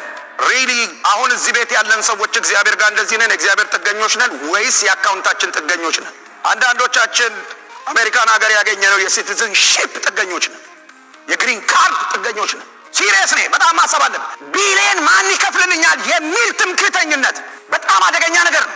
አንዳንዶቻችን የተማርነው ትምህርት ጥገኞች ነን፣ የፕሮፌሽናችን ጥገኞች ነን። አንዳንዶቻችን የጓደኞቻችን ጥገኞች ነን። ጥገኛ መሆን ካለብን የእግዚአብሔር ጥገኛ ነው የምንሆነው። እነዚህ ነገሮች ሁሉ በፍጹም መታመኛ ሊሆኑ ናቸው። ማን ምን ያደርግልኛል? ሰዎች ገንዘብ ሲወዱ ራሳቸውን ወዳድ ሲሆኑ ማንም አያስፈልጋቸው፣ ለራሳቸው እነሱ ብቻ ይሆናሉ። አደገኛ ነገር። እንዲህ አይነት ሰዎች ካሉ፣ ለራሱ ብቻ የሚኖር ሰው ካለ፣ እናንተ ማታስፈልጉት ሰው ታውቃላችሁ። ወንድሞቼ እናቶቼ፣ ትዳር እኮ የያዝነው ለአንድ ሰውዬ ለአንድ ሴትዮ ስለምናስፈልግ እኮ። አሁን በቤተ ክርስቲያን ውስጥ በጣም የሚታይ ነገር ምንድን ነው ያላችሁ እንደሆነ ሰዎች አያገቡም አይጋቡም። ከተጋቡም ወዲያው ነው የሚፋቱት። ለምን ካላችሁ ሰዎች ትምክህተኞች ናቸው፣ ቶለራንስ የላቸውም፣ ትዕቢተኞች ናቸው። ማንም አያስፈልጋቸው፣ በቃ ይፍረስ ይላሉ። ፍቅርን የተዘረፈ ቅድስናን የተዘረፈ ፍቅርን የተዘረፈ ትውልድ ለፍቅር አይሸንፍም፣ ለእርቅ አይሸንፍም። ታረቅ ስትሉት እሺ አይልም፣ በፍጹም አይልም። ለምንድን ነው ኢትዮጵያን ማረጋጋት ያቃተን? እንደሚባለው የ3000 ዓመት ታሪክ ያላት አገር ዘንድሮ ለምን ተነቃነቀች? ከሚያነቃንቋት ሰዎች መካከል በጣም ብዙዎቹ በቤተ ክርስቲያን ውስጥ ያሉ ናቸው። ሰሞኑን አንድ ቪዲዮ ተለቆ አይቻለሁኝ። ክርስቲያን ነኝ የሚል ምሁር ነኝ የሚል ሰው የሚናገረው ማለት ነው። አስደንጋጭ ነገር።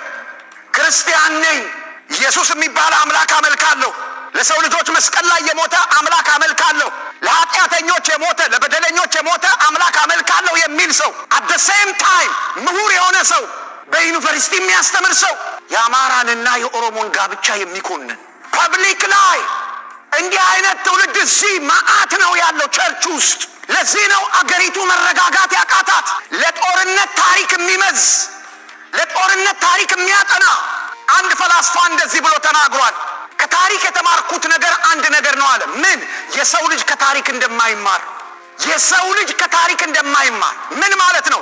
የትናንትናውን ጥፋት ዛሬም ይደግማል። ሂዱ አገር ቤት በደንብ እዩ። እንትን አማራ ኦሮሞን ጨቆነው፣ ኦሮሞ አማራን ጨቆነው፣ ትግሬ ምናምንን እንትን አደረገው፣ ከምባታው እንትኑን እንዲያደረገው ይላል። አሁን እሱ ያንን ሊያደርግ ይሄዳል። ይሄ አስተሳሰብ እዚህ ቤት ነው መቀየር ያለበት። ይሄ አመለካከት እዚህ ነው መቀየር ያለበት። ስንት ሰዎች ናችሁ አገሪቱን 27 ዓመት ለመሩ ሰዎች የምህረት ልብ ያላችሁ? ስለዛ መንግስት ሲነሳ ደማችሁ የሚፈላ በቁጣ የምትሞሉ ይገደሉ ይታሰሩ የምትሉ እነሱ የሰሩትን እኮ ነው የምንሰራው። መልሰን ምን አረጉ? እነሱስ ገደሉ ነው አሰሩ እኮ ነው ነገር ያርገናል። ምህረት የሌለው ለእርቅ እሺ ማይ ቅድምም ያመጣችሁ ይሄንን ነው። ይቅር በል የተባልከው ብራዘር፣ ይሄ እዚህ ቤት ነው ያለው። ይሄ አስተሳሰብ መለወጥ አለበት። እንዲህ አይነት ትውልድ ካለው ጋራ እንዴት ነው ለትግሬ ህዝብ የምትጸልዩት? ፋክት ነው የማወራው። ወንጌል ሰባኪ ስለሆንኩ የመጨረሻው ዘመን በቤተ ክርስቲያን ሰዎች ቅድስና ስለሌላቸው ዘረኛ መሆን የቅድስና ጉድለት እንደሆነ የማያስቡ ሰዎች፣ ወንድምን መጥላት፣ ወንድምን መግደል የቅድስና ጉድለት እንደሆነ የማይገባቸው ሰው ስለ መግደል ቁጭ ብሎ ሲዶልት ቆይቶ አንድ ጓደኛው አንድ ብርጭቆ ጠላ ሲጠጣ ረከሰ ይላል። ብራዘር፣ ማን ነው እሱ የረከሰው? ሚዛን ላይ የሚቀመጥ ከሆነ የረከሰው ማን ነው? ጠላ የጠጣው ሰውዬ እኮ ጣቱን ሰዶ ሊያወጣው ይችላል። አንተ ግን ጨምቀህ የገደልከውን ሰውዬ ከየት ታመጣዋለህ? ፍቅር ነው የጎደለኝ፣ በደልን የሚቆጥር ጌታ ይቅር ባይ አድርገኝ፣ መራራ ስሬን ቁረጥልኝ፣ ባንተው ፍቅር የጣፈጠ ይወስደኝ።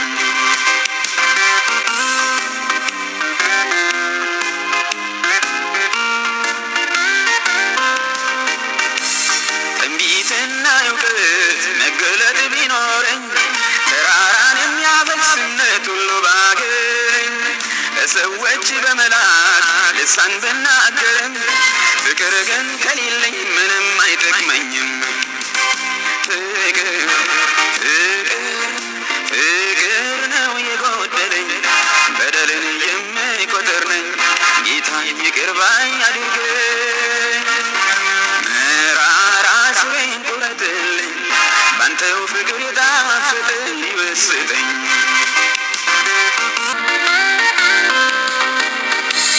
አመቺ ቦታ ላይ ጠላቱን አግኝቶ በመልካሙ መንገድ በፍቅር ሸኝቶ በሰላም የሚሰጥ ከሰው ልጆች ማን ነው? ዳዊት በዘመኑ ይህን አደረገው። ፍቅር ፍቅር ፍቅር ነው የጎደለኝ በደልን የሚቆጥር ነኝ ጌታ ይቅር ባይ አድርገኝ መራራ ሥሬን ቁረጥልኝ ባንተው ፍቅር የጣፈጠ ይወስደኝ አመለጠ መጽሐፍ እንዲህ ብሎ ይናገራል። ወንድምህን በልብህ እንዳትጠላው ተጠንቀቅ። ጥላቻ ምንድን ነው እሱ ይላል? ነፍሰ ገዳይነት። በዚህ የማይጠየቅ ስንት ሰው አለ እዚህ ቤቱ ዛሬ? ቅድስና የሌላቸው they don't care ስለ ቅድስና፣ ስለ ሆሊነስ፣ ስለ ፍቅር ምንም የሚያስቡት ነገር የላቸውም። ብቻ ሰባኪው ይምጣና 0916183874 ምናምን የሚል ቁጥር ሲለው ነው። እንዲህ አይነት ትውልድ ስሙ ሲጠራ የሚያብድ ትውልድ፣ እግዚአብሔርን የረሳ ትውልድ በቤተ ክርስቲያን ይበቅላል። ቸርች ውስጥ፣ ውጭ አይደለም ቸርች። ስለዚህ ዘመኑ ምን ይሆናል? አስጨናቂ። ወንጌልን የረሳ ለፍቅር ብሎ ለሰው ልጅ ብሎ መስቀል ላይ እርቃኑን የተንጠለጠለ ጌታ ለእሱ እየዘመረ እሱን እየሰበከ እሱን እያገለገለ ሰው እንዴት እንደሚገድል የሚያስብ ትውልድ። ሐሜተኞች ይሆናሉ። ራሳቸውን የማይገዙ ሰልፍ ኮንትሮል የሌላቸው ሰዎች በቤተ ክርስቲያን ይበዛሉ። ሐሜተኞች። ምንድነው ሐሜት ያላችሁ እንደሆነ ስለ አንድ ሰውዬ ለሶስተኛ ወገን በዛ ሰውዬ ፊት ልትናገሩ የማትችሉትን ነገር መናገር ማለት ነው። ሐሜት የሚባለው እሱ። ለሴትየዋ በቀጥታ ሄደ መናገር የማትችለውን ነገር ለሶስተኛ ለአራተኛ ሰው ማውራት ማለት ሐሜት የሚባለው ፖዚቲቭ ኦር ኔጌቲቭ የትኛውም ይሁን። ለስጦታው መንገር የማልችለውን ነገር ዝም ነው። ለይስሐቅ መንገር ያስፈልግ። ለስጦታ ስለ ስጦታው ለይስሐቅ ከነገርኩት ስጦታውንም ሳገኘው ለስጦታው ምን ማለት አለብኝ? መንገር መቻል አቅም አለኝ። ይሄ ፕሪቴንድ የሚያደርግ የሚሽሎከለክ አይ ማለት ሚስጥር ነው እንዳትናገሪ ዝም ብቻ በልብ ይዞ ነው ምናምን የሚሉ ሰዎች አሉ። እንዲህ አይነት ትውልድ ቸርች ውስጥ እየበዛ ነው።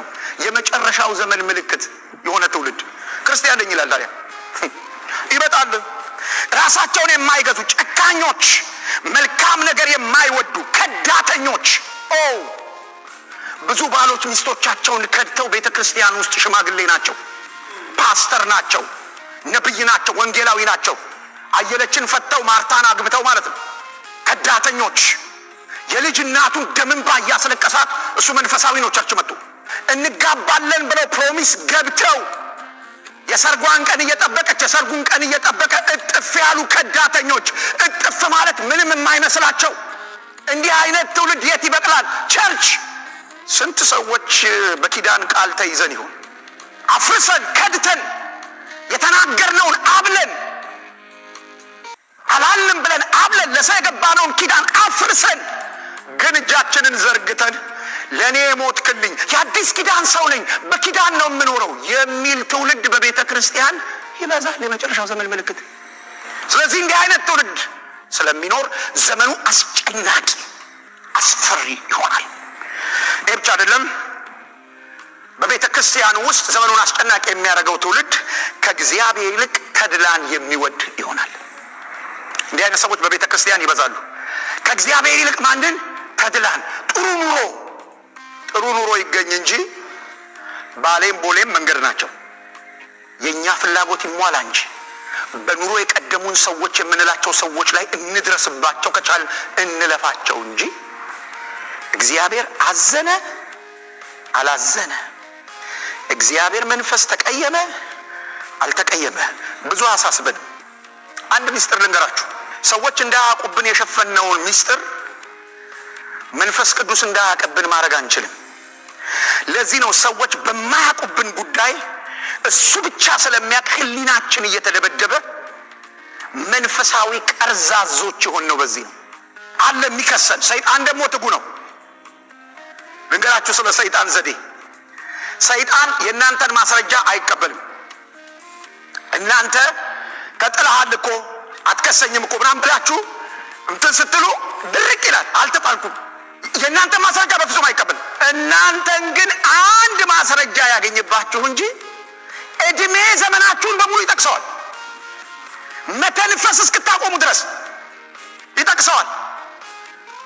ትንሽ ለቀቅ አርጓችሁ ጌታ ምናምን ስትሉ ቅጠገል ረሳው እንዴ ይላችሁ። እንደኔ አይደለም እንደዚህ እንደኔ አይደለም ይመጣው አለ ሲጭንጋ ያቃጭላል።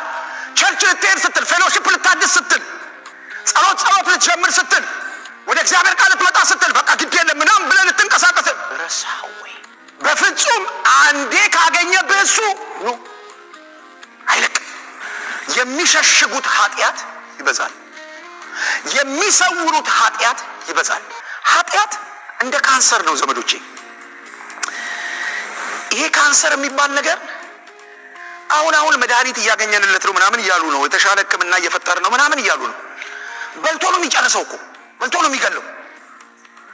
ኃጢአትም ደብቃችሁ ስታስቀምጡት ጸጋችሁን፣ እምነታችሁን፣ ቅንነታችሁን፣ ድፍረታችሁን፣ መሰጠታችሁን መጥምጦ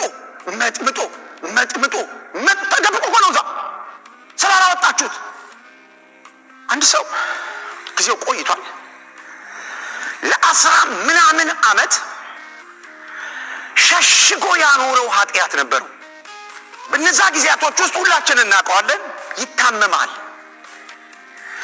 አገልጋይ ነው፣ መድረክ ላይ ሲቆም ጥሩ የእግዚአብሔር ቃል እየተናገረ ጥሩ የእግዚአብሔር ቃል እያስተማረ ግን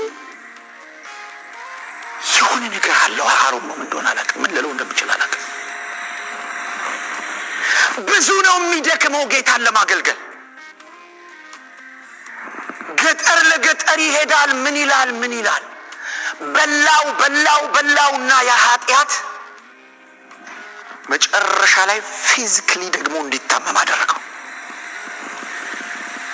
እንጸልይለታለን፣ አይፈወስም። ይጾማል፣ ይጸለያል፣ አይፈወስም።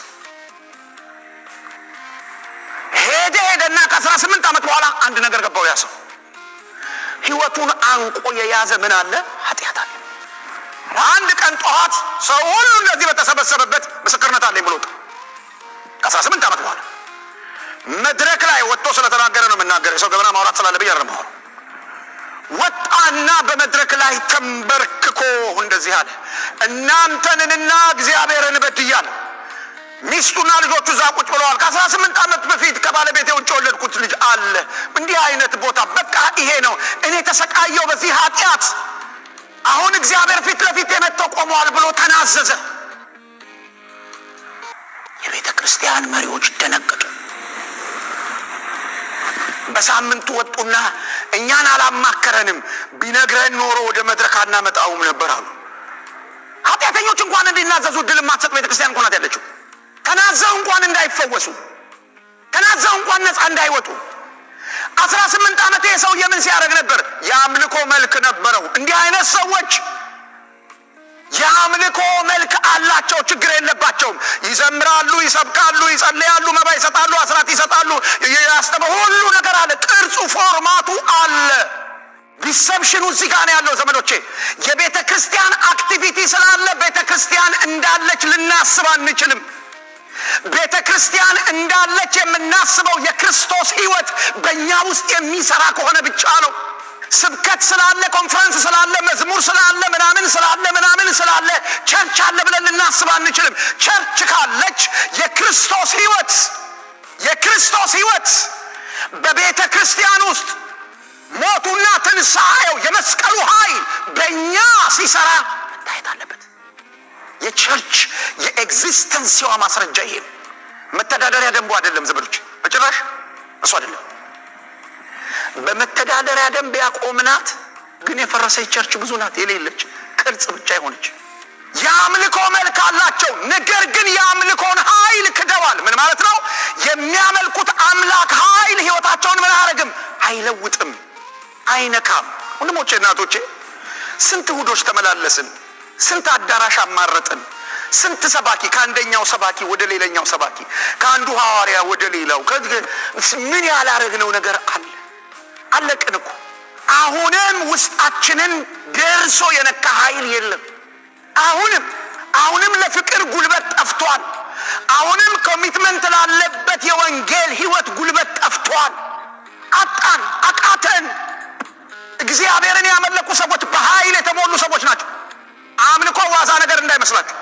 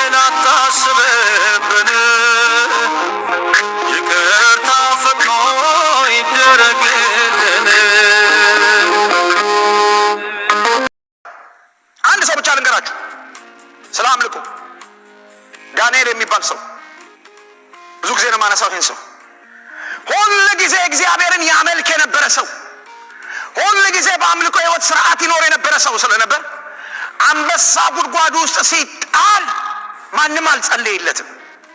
አይገርማችሁ? ነገር ግን አንበሳ ጉድጓድ ውስጥ ሲገባ ያምልኮ ኃይል አለ በውስጡ። አንድ ሰው አሜን ይበል እስኪ። ያምልኮ ኃይል የሚያመልከው አምላክ በኃይል እዛ ሰው ውስጥ ስላለ በተራባ አንበሳ መካከል አንድ ሌሊት ማሳለፍ ይችላል። በማግስቱ ጠዋት ንጉሱ መጥቶ ሲጠይቀው ዳንኤል በህይወት አለህ? እንዲህ ነው ያለው። ሁሉ ጊዜ የምታመልከው አምላክ ሊያመልክ ችሏል። አዎ አለ ዳንኤልና እንዲህ ብሎ ተናገረው፣ በአንተና በፊቱ አንድ ሰው አሜን ይበል እስኪ።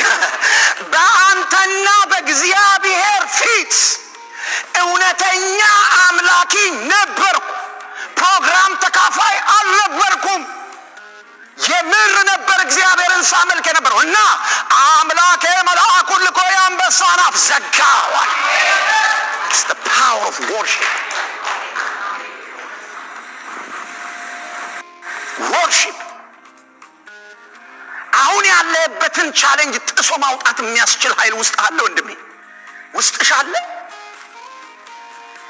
ቀን በቀን የሚታገልን፣ ቀን በቀን ከሩጫ ሊመልስህ፣ ቀን በቀን ከነገር ሊያስቆምህ፣ ሊውጥህ ተርቦ ሊበላሽ ተርቦ የሚታገለውን ነገር አብረኸው አሳልፈህ ምን ታመጣለህ ብለው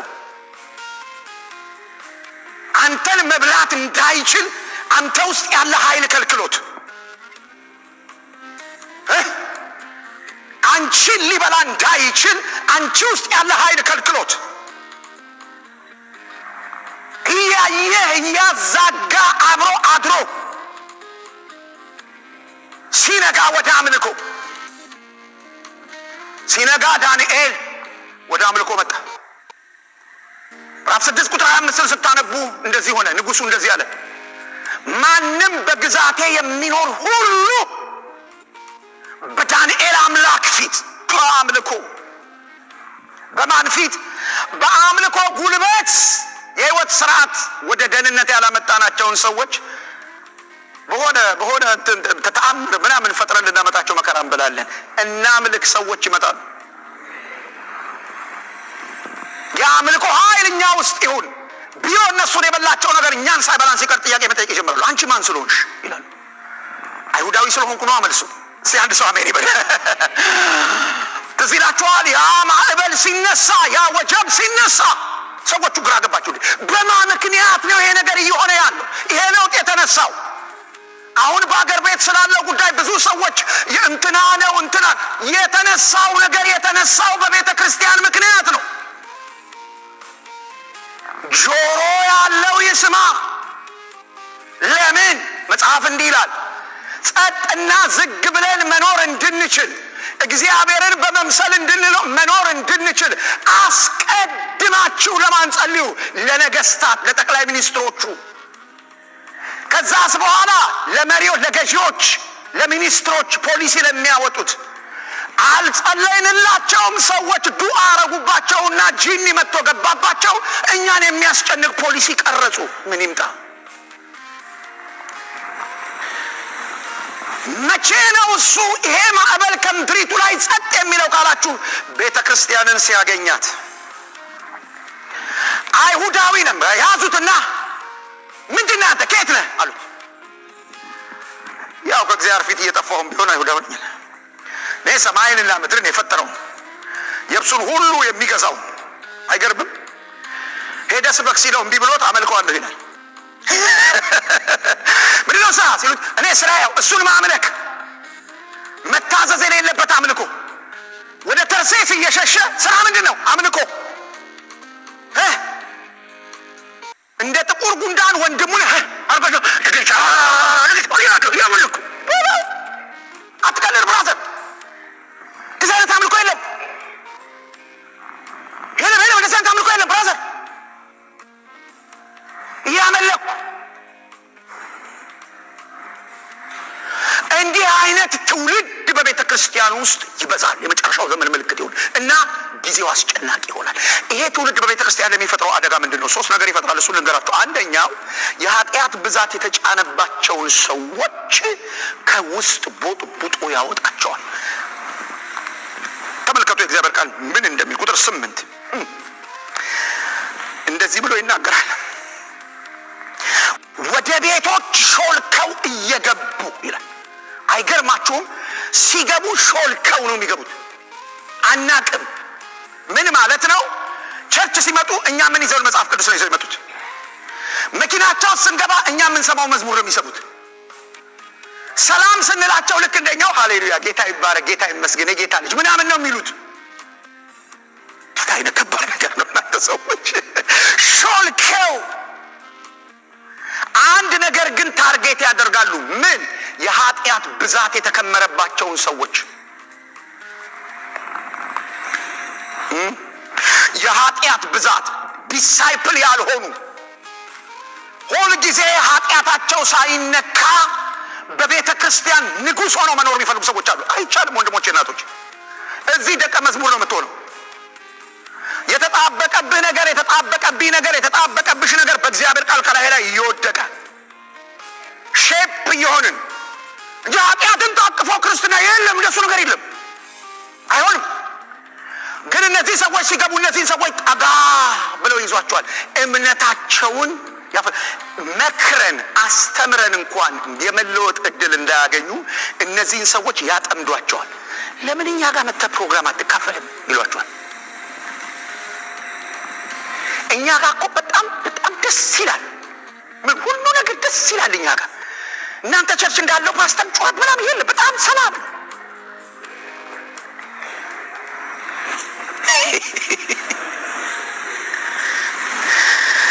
እንደናንተ ቸርች እኮ እንትን ባይብል ስተዲ ግቡ ምናምን የለም እኮ። ሰላም ነው እኛ ጋር።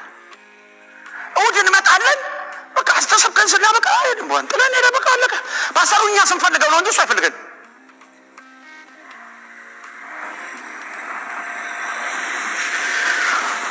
ይሄ ደቀ መዝሙር ህይወት ስርዓት አይደለም።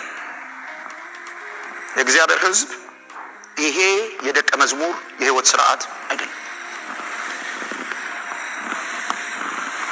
እንዲህ ኃጢአት የተከመረባቸውን ሰዎች ነውር ሰሽገው የያዙ ሰዎችን ያጠምዷቸዋል። መክረን ተቆጥተን ጸልየን አስተምረን እንዳናወጣቸው ቀድሞ ያወጧቸዋል። በቤተ ክርስቲያን ላይ የሚያደርሱት አደጋ ይሄ ነው። አውጥተው ለሲኦል ነው የሚያዘጋጇቸው። በጣም አደገኛ በሆነ መንገድ ሁል ጊዜ እየተማሩ እውነትን ወደ ማወቅ የማይደርሱ ሰዎችን ያጠምዷቸዋል። ይህን ቃል ከኔ ጋር ተናገሩ። ሁል ጊዜ በሉሲ፣ እባካችሁ ላስቸግራችሁ። ሁል ጊዜ በሉሲ፣ እየተማሩ እውነትን ወደ ማወቅ የማይደርሱ እነዚህን ሰዎች ያጠምዷቸዋል። ምን ማለት ነው? የሚማሩት የእውነት ቃል የማይለውጣቸውን ሰዎች አንድ ቀን እግዚአብሔር በደግነቱ አግኝቶ እዛው ጉባኤ እንዳይለውጣቸው አጥምደው ያወጧቸዋል። አንድ ቀን ወንድሞቼ እና እህቶቼ ልምከራችሁ፣ ከነድካማችሁ በእግዚአብሔር ቤት ውስጥ ተቀመጡ። ከነ ውድቀታችሁ በጌታ ፊት ተቀመጡ። ከነ ውድቀታችሁ በቅዱሳን ህብረት መካከል ተቀመጡ። ማን ያውቃል? አንድ ቀን እግዚአብሔር በዛ ያልፋል። ዘኬዎስ ኢየሱስ በዚያ መንገድ እንደሚያልፍ አያውቅም ነበር። ግን አንድ ነገር አያቆመም ነበር። ዘኬዎስ ሁሉ ጊዜ ጠዋት ሲሆን የት ታገኙታላችሁ? ዘኬዎስን መንገድ ዳር በትንሹ በትልቁ የቅዱሳንን ህብረት ጥላችሁ ቤት ዘግታችሁ የተቀመጣችሁ ምን ዋጋ አለው? ባክ የክርስቲያኖቹ ጴንጤ እኮ ነው የምሸሸው ምናምን ብትሉ ሰው ታዲያ ማንን ትወዳጅኛን ሸሽተህ የት ትሄድ? የለም ኦፕሽን የለም። ዘኬዎስ ሁል ጊዜ እዛ ይቀመጥ ነበር። አንድ ቀን መጣለት። ለዘላለም ስሙ ይባረክ። ብዙ ቀን ብዙ ሰዎች አይተውት እውር እያሉት ነው ያለፉት፣ ለማኝ እያሉ ነው ያለፉት። አንድ ቀን ለማኝ ብሎ ማያልፍ መጣ። ብራዘር፣ በቅዱሳን መካከል ስትኖር የምትታወቅበት ድካም ሊኖር ይችላል። ስምሽ የሆነ መለያ የሆነ ግድ የለም ይበሉ። ዝም ብለህ ቁጭ በል በጌታ ፊት። አንድ ቀን ደጉ ጌታ ሲያልፍ ያድናል ኢየሱስ። የት ጋር እንደሚያልፍ አይታወቅም። ይሄንን እድል እንዳያገኙ እነዚህ አደገኛ የሆኑ ሰዎች ጎትተው ያወጣሉ። ቤተ ክርስቲያን ላይ እንዲህ አይነት ጥፋት ያደርሳሉ። እነዚህ ሰዎች ይሄ ትውልድ ግን ምን ያደርጋል ያላችሁ እንደሆነ ሰብሲቭ እንዳትሆኑ ናውጣ እዚህኛው ገና ይላችሁ አደጋ ያደርሳል። ለዚህ ነው በቤተ ክርስቲያን ውስጥ ሰዎችን ዲሲፕሊን ማድረግ፣ ሰዎችን ማሰልጠን፣ ማዘጋጀት፣ ማሳደግ የማይቻለው ዘመዶቼ። ይሄ ትውልድ በቤተ ክርስቲያን ውስጥ እውነትን ይቃወማል። አእምሮውን የጣለ ትውልድ ስለሆነ እውነት ሲመጣ በፍጹም መስማት አይፈልግም። እውነትን ሁል ጊዜ ረዚስት ያደርጋል። ምሳሌ መጽሐፍ ላይ አንድ ቃል አይቼ እንደገና ስትራይክ አድርገኝ። እውነትን ግዛት እንጂ አትሽጣት። እውነትን ምን በላት? ግዛት። የምትገዙት ነገር ምን ያስከፍላል? ዋጋ። ይሄ ቃል ዋጋ ያስከፍላል ብራዘር። ይሄ እውነት ዋጋ ይጠይቃል። አንዳንዴ ከሰው ሊነጥልህ ይችላል። ካጓጉል ሰው ማለት ነው፣ ከማይረባ ሰው ማለት ነው። ማይረባ ሰው ማለት ምን ማለት ነው ያላችሁኝ እንደሆነ በኃጢአት እንድትኖር የሚያበረታታ፣ ጽድቅን ቅድስናንን እንድትጸየፈው የሚያረግህ፣ ወደ አመጽ የሚመራህ፣ ኢየሱስ ክርስቶስን መከተል የሃይማኖት ለውጥ ነው ብሎ የሚያደናግርህ፣ የማንነት ለውጥ አይደለም ብሎ የሚያደናግርህ እሱ ሰውዬ ምንም አይጠቅም። ይሄንን እውነት ታዘነው፣ ይሄንን እውነት ሰምተነው ለዚህ እውነት ኖረን ብንሞት ችግር የለው። ታዲያ ምን እናርግ? የመጨረሻው ንግግር እሱ ነው። ሁለት ነገር ብቻ ነው የምናደርገው። እግዚአብሔር ቃል እንዲህ ብሎ ይናገራል። ቁጥር 5 ከነዚህ ደግሞ ምን በል? ራቅ። ዲስታንስ ይኑርህ። ስለዚህ አሁን በቸርቹ ስንኖር ማለት ነው መፈታተሽ ሊያስፈልግ ነው ማለት ነው። መተያየት ሊያስፈልግ ነው ማለት ነው። አንዱ ሌላውን መገሰጽ ሊያስፈልገው ነው ማለት ነው። ከኔ ጋራ አብረን በወዳጅነት የምንቀጥል ከሆነ ሐሜት ማቆም አለብህ ልንለው ነው ማለት ነው። ሰውየው ውሸት ማቆም አለብህ ልንለው ነው ማለት ነው። በቅድስና ጉዳይ ላይ እንደራደር፣ ሚስጥር አላረግልም፣ መናዘዝ አለብህ ልንለው ነው ማለት ነው። መሸሽ ማለት እንዳይመጣብን በር ዘግተን ሲያንቋቋ የለሁም ማስባል አይደለም። ሳትደውል ለምን መጣህ ማለት አይደለም። እሱ አይደለም መሸሽ ማለት። ራቃቸው ጢሞቴዎስ ከነዚህ ሰዎች እንዲህ አይነት ትውልድ ቤተክርስቲያን ውስጥ ካሉ እንዴት ይሄንን እነሱ የሚኖሩበትን የህይወት ስርዓት ምን ባለማድረግ ባለመተባበር ዲፍረንት በመሆን ልክ አይደለም በማለት አብዛኛዎቻችን በቤተ ክርስቲያኑ ስንኖር አንዳንድ ወንድሞቻችንን ያጣናቸው በይሉኝታ ምክንያት ነው። አንድ ቀን ብንመክራቸው ልናተርፋቸው የምንችላቸው ሰዎች ደግሞ እንዲህ ሊል ይችላል ብለን ትተናቸው ሁለተኛው ጋር ገቡ። ሁለተኛው ጋር ጨነቀንና ግድ የለም እስቲ አሁንም እንዲህ ሊል ይችላል እኔ ቤተክርስቲያን ሰዎች እንትን ይመልጡ እንጂ ምን አገባኝ። እኛ ልናርመው የሚገባውን ሰውዬ ለሰው እናስተላልፋለን። ፓስተሩ፣ ሽማግሌው፣ ወንድም እንትና እህት እንትና ብለን እናስተላልፋለን። ከዛ በኋላ ሄዶ ሰውየው ጠፋ። እንደ ጠፋ እያወቅን አብረነው እየጸለይን ያለ ነው። እንደ ጠፋ እያወቅን ልክ እንዳልሆነ እያወቅን እግዚአብሔር የሱን ሰው እንቅስቃሴ ልክ እንደ ቃየን ማየት እንደማይፈልግ እያወቅን አብረነው ብዙ ነገር እንወጥናለን። ለማን? ለጌታ። ጳውሎስ ለጢሞቴዎስ እነዚህን ሰዎች ራቃቸው። ማድረግ ያለብህ ይህንን ነው። ይህን ነውረኛ የሆነውን የህይወት ስርዓት እንዲጸየፉት እንዲያውቁት ማድረግ አለብህ። የመጀመሪያው የምናደርገው ነው። ሁለተኛው እውነተኛ ምሳሌዎቻችንን በማየት በተማርነው እውነት ጸንተን መኖር ነው። እንዲህ ብሎ ይነግረዋል ቁጥር 10 አንተ ግን ትምህርቴን፣ አካሄዴን፣ አላማዬን አይገርማችሁም?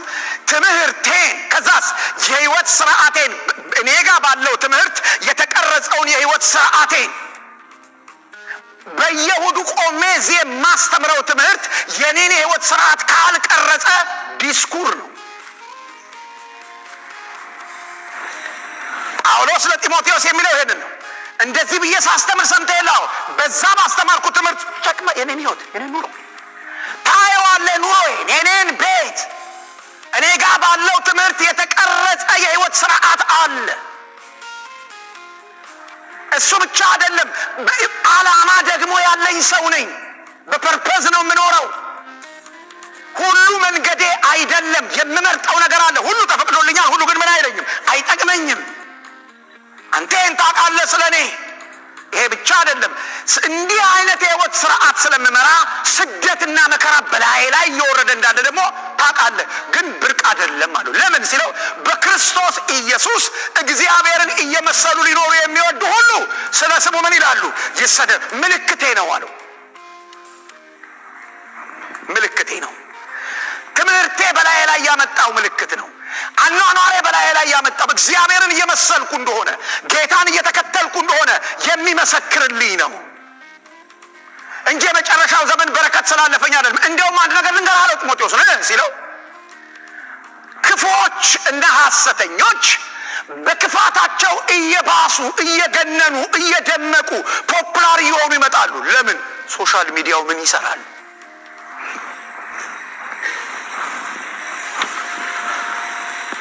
እየደመቁ እየገነኑ የተሳካላቸው መስለው ይወጣሉ። እግዚአብሔርን እየመሰሉ ሊኖሩ የሚወዱ ሰዎች ግን ይሰደዳሉ። መከራን ቻሌንጃን አሜሪካን ሀገር ስለ መከራ መስበክ የሚቻል አይመስለኝም። አይመጣም መከራ እዚህ ሀገር ቤት አድርጎ ይመጣል። ክርስቲያን ላይ መከራ ይመጣል እዚህ ሀገር። ቸርች ትዘጋ ይሆን እዚህ ሀገር? ክርስቲያኖች ይታሰሩ ይሆን እዚህ ሀገር? እኔ አይመስለኝም። ዴሞክራሲ ህግ ያለበት ሀገር ምንም አይመጣም። ለምንድን ነው ያልመጣው ካላችሁኝ፣ ቤተ ክርስቲያን እግዚአብሔርን ስለማትመስል። ይኸውላችሁ አንበሳ ዱር ውስጥ ሆኖ አንበሶች ብቻ ዙሪያው ሲሆኑ ዝም ብሎ ነው የሚያደርገው፣ አብሯቸው ዝም ብሎ ነው የሚሄደው። አንድ የተለየ እንስሳ እዛ ጋ ሲያይ እንትኑ ሁሉ ይለወጣል። አስተሳሰቡ ንዴት ይመጣበታል፣ ይሁን ነገር ይመጣበታል። ድንገት እዚህ እኮ ከብዙ እንስሳ እዛው ጫካ ውስጥ እኮ ነው አብረው ሆነው። ቸርች ለምንድን ነው ዓለምን ማታሳድዳት? አብረን ስለሆነ ነው። ድሮ ባክ ያረጉ ሰዎች የሚባሉ ሰዎች ነበሩ። አሁን ማንም ባክ ያረገ ሰው የለም። ሁሉ ባክ አርጎት ነው ያለው ቸርች። እውነት እኮ ነው የምነግራችሁ። ባክ አረገ የሚባል ሰው የለም አሁን። እኛ ሰው ባክ አረገ የምንለው ጸሎት ቤት አንድ 3 ቀን ካልመጣ ነው። ድሮ ባክ አረገ የሚባለው ሰውዬው ከጌታ ጋር ያለው ህይወት ስራ ሲበላሽ ነው። እና ቸርች የማትሰደደው በአሜሪካን ሀገር ያለችው ቸርች የማትሰደድበት ምክንያት ዴሞክራሲ ስላለ ህግ ስላለ ሳይሆን ስለተላመድን ነው።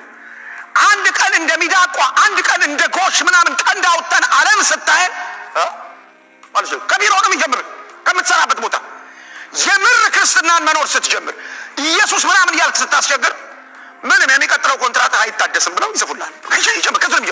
በክርስቶስ ኢየሱስ እግዚአብሔርን እየመሰሉ ሊኖሩ የሚወዱ ሁሉ ይሰደዳሉ። ስለዚህ ይሄንን ትምህርት ይሄ ብቻ አይደለም ማለት እኔ ያስተማርኩን ትምህርት ከኪሴ አውጥቼ አላስተማርኩም። ታዲያስ የእግዚአብሔር መንፈስ አለባቸው ቅዱሳት መጽሐፍት። አንድ ሰው ጮኸ አሜን ይበል እስኪ። ቅዱሳት መጽሐፍት ሁሉ ጳውሎስ ይሄ ለአንተ ሞዴል የሆነውን የህይወት ስርዓት እኔ ስለፈለግኩ አይደለም ያመጣሁት። ይሄ አንተ የምትከተለውን የህይወት ስርዓት አንተም ልትሆነው ትችላለህ። ሚስጥሩን ልንገርህ አለው። ይሄ አንተ የምታየውን የህይወት ስርዓት እኔ ያስኩትን ዓላማ እንዲህ አይነቱን መሰጠት ከየትም አላመጣሁትም። ታዲያ የእግዚአብሔር መንፈስ ያለበት መጽሐፍ ሁሉ ለትምህርት፣ ለተግሳጽ፣ ለምክር፣ በጽድቅ መንገድ ላለ ምክር፣ ልብን ለማቅናት ተጽፏል። ለዚህ ቃል ራሴን ሰጠው። ይሄ ቃል ሼፕ አረገኝ። የእግዚአብሔር ሰው ፍጹምና ለበጎ ስራ ሁሉ የተዘጋጀ ይሆን ዘንድ በእግዚአብሔር ቃል የተዘጋጀ ማንነት ነው የምታየው። ይሄንን የሚሰራ ትምህርት ነው ያስተማርኩ፣ የሚለውጥ ትምህርት ነው ያስተማርኩ። ይሄንን ትምህርት ጽናበት፣ እሱ ላይ ቁም። መከራ ያመጣብሃል፣ ግን ቁም። ትገፋለህ፣ ግን ቁም። ምን ትርፍ አይችል ቁም። መጨረሻው ዘመን ላይ ነው ያለው። አጠገባችሁ ላለው ሰው እንኳን ደስ አለ፣ መጨረሻው ዘመን ላይ ነው ያለው በሉት። አበቃ ሆነ ነገሩት። አንድ ነገር ተከቶኛል ሕይወት ዘመኔ የዛሬው መንፈሴ በረታ አይቻለሁ ባይኔ ተቆጥቶ መሰው አትቀርም እስከ መጨረሻ ቢወድቅ የሚነሳ ጻድቁ ስላለው ማድረሻ ስንት ጊዜ ያነሳኸኝ ስንት ጊዜ አቅም ሆንከኝ ስንት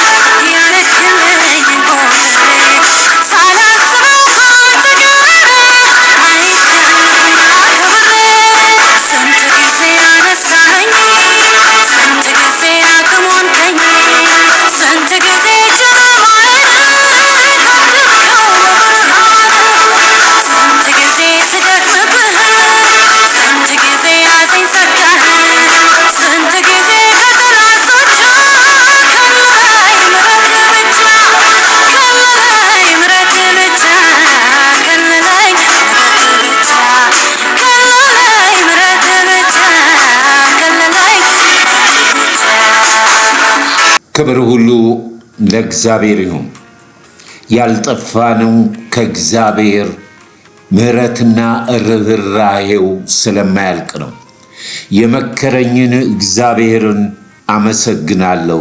ነፍሴ ሆይ እግዚአብሔርን ባርኪ፣ አጥንቶቼ ሆይ እግዚአብሔር ያደረገልሽን አትርሺ ያለ ዳዊት። ምንም አንጨምርም። ቅዱሳን አብረን እንጸልያለን። ቅዱስና ሕያው ዘላለማዊ ጻድቅ የሆንክ እግዚአብሔር አባታችን ሆይ በክብር በክርስቶስ ኢየሱስም ወደ ጸጋ ዙፋን ምሕረት፣ ቸርነት፣ ይቅርታ ወደሚገኝበት በክብር በክርስቶስ ኢየሱስም እንቀርባለን። እጅግ አድርገን እናመሰግናለን፣ እናከብረሃለን። ፍጹም ቅዱስ እውነተኛ ጻድቅ የሆንክ አምላክ ከእናታችን ማፀን ጀምሮ የምታቀን ደካሞች የሆንን ቅዱስ አባት ሆይ በዚህ ቀን በቅዱስ መንፈስ በቃል ባስተማርከን ዘመኑን እንድንለይ አብረን እንዳንወሰድ ሩህሩህና ቸር አምላክ ስለሆንክ አባት ሆይ በትዕቢት ባለማወቅ ገንዘብ በማፍቀር ራስን በመውደድ በጥላቻ ይቅር ባለማለት በተለያየ መንገድ ቅዱስ መንፈስን ያሳዘንበትን ሁሉ በክብር በክርስቶስ ኢየሱስ ይቅር በለን። ተናገሩ ባልከን ባልተናገርንበት፣ አትናገሩ ባልከን ደፍረን በተናገርንበት፣ በወደቅንበት፣ በሳትንበት፣ በትዕቢት ጌታ እግዚአብሔር ሆይ ሌሎቹን በናቅንበት ይቅርታ ልብሳችን እንዲሆን አንተን እንድንመስል ያንተን ፈለግ እንድንከተል በሰጠህ መንገድ በደከምንበት ሁሉ ምሕረትና ቸርነት ጸጋህ ያግዘን። ጌታ ሆይ አንተን ብቻ በደልን፣ አንተን ብቻ አሳዘንን። ባለንበት ሕይወት ባለንበት ዘመን ጌታ እግዚአብሔር ሆይ ለልጆች እንዳንጠፋ እውነት የመሰለ ውሸት እንዳይወስደን በቅዱስ ቃል በብላቴናዎች የምትነግረን ዘላለማዊ ሕያው ቃል በመንፈሳችን በልባችን ውስጥ የታተመ ይሁን። ይህንን የሚነጥቅ ይህንን በተለያየ መንገድ በውሸት የሚሸቅጥ የዚህ ዓለም ገዢ በስም ስልጣን የታሰረ ይሁን። እኛ ደካሞች ነን፣ ያለነው በጨለማው ዓለም ገዢ ውስጥ ነው። ቅዱስ ጸጋህና መንፈስ ብቻ ስላቆመን ስምን ልንጠራ በተቀደስንበት ቅዱስ አጠራር በልጅ በክርስቶስ ኢየሱስ ወደ ጸጋ ዙፋን ቀርበን በደከምንበት ብርታት በወደቅንበት መነሳት፣ መመለስ፣ መታደስ ይሁንልን። አባ አባት ሆይ በክብር በክርስቶስ ኢየሱስም እናመሰግናለን። ስለ ባሪያዎች፣ ስለ አገልጋዮች፣ ስለ እውነት ቃል፣ ስለ መንፈስ ቅዱስ፣ ስለ ጸጋው ቃል እናከብረሃለን። አባት ሆይ ነፍሳችንን ያስክ አንተ ነህ። ከኛ የሆነ የለም። ካላንተ ምንም ልናደርግ አንችልምና ቅዱስ መንፈስ ስለረዳን ጌታዬ እናመሰግናለን። መጪው ጊዜ መጪው ዘመን በጥበብና በማስተዋል በፍርሃትና በመንቀጥቀጥ ራስን በመግዛት እግዚአብሔር ሆይ ተለዩ ባልከን ነገር ላይ በመለየት ጌታዬ ቅዱሳንን የሰው ልጆችን በፍቅር በመውደድ ለሚሰሙን እውነትን በመናገር እኛም ደግሞ በቃልና በጸጋ ጉልበት እንድንበረታ ጌታ ሆይ እርዳን። በችግርም በመከራም በማጣትም በተለያየ መንገድ በምናልፍበት ጸጋ ስላቆመን እናከብረሃለን። ከኛ የሆነ አንዳች ነገር የለም። ሁሉ ካንተ ለአንተ ባንተ ነውና ባለንበት እህቶችን ወንድሞችን ባሉበት የጥበብና የመገለጥ ጌታ እግዚአብሔር ከሚመጣው ክፉ ዘመን የምናመልጥበትን ስንቅና እውነተኛ ቃል ስለሰጠን እናከብረሃለን። ክብር ሁሉ ለስም ይሁን። በዓለም ላይ በወደቀው በዚህ በመጨረሻው ዘመን እግዚአብሔር የመጽናናት የድፍረት እግዚአብሔር አንተን በክብር በክርስቶስ ኢየሱስ በማወቅ ያንተን ምጽአት መቅረብ በመለየት እግዚአብሔር ሆይ እነሆ ቀሪው ዘመናችንን ለአንተ እንሰጣለን። ይህንን በሚሰሙ እህቶች ወንድሞቼ ላይ ጸጋ ይብዛ ጌታ እግዚአብሔር ብርታት ጌታ ሆይ መገለጥና ማስተዋል ጥበብ ጌታ እግዚአብሔር ሆይ ጨመርላቸው ለእህቶቼ ለወንድሞቼ ለሌሎችም በምናካፍልበት ጌታ እግዚአብሔር ሆይ ጸጋ ይብዛልን። ጌታዊ ንጠቀን ጌታ እግዚአብሔር ውሰደን ወደ አንተ ሐሳብ አስገባን ይሄንን የማይወድ የጨለማ የአጋንንት በተለያየ መንገድ ቅዱሳንና ጌታዊ ቤትን የሚቃወም ተደባልቆ ያለ ማንኛውም መንፈስ በስም ስልጣን የተለየ ይሁን ጌታ ሆይ ጠብቀን ካንተ ወደ ማን እንሄዳለን የህይወት ቃል አለ ስለሰጠን ጊዜ ስለሰጠን ሰዓት ስለሰጠን ግሳጼ ምክር ሁሉ እናከብርሃለን ጊዜውን ሰዓቱን ውሰድ አባቶ ከፀሐይ መውጫ እስከ መግቢያው ክብር ሁሉ ተጠቅልሎ ለስም ይሁን ማራናታ አሜን ጌታ ኢየሱስ ሆይ ና ክብር ሁሉ ለእግዚአብሔር ቅዱሳኖች እንግዲህ ለራሳችን ሰምተን ራሳችንን በጥበብና በማስተዋል ራስን በመግዛት በእግዚአብሔር ጸጋ ብቻ ማለፍ እንደምንችል ይህንን ለሌሎች ሼር በማድረግ አብረና አገልግል ስለነበረን ጊዜ ጌታ የተመሰገነ ይሁን አይዟችሁ በርቱ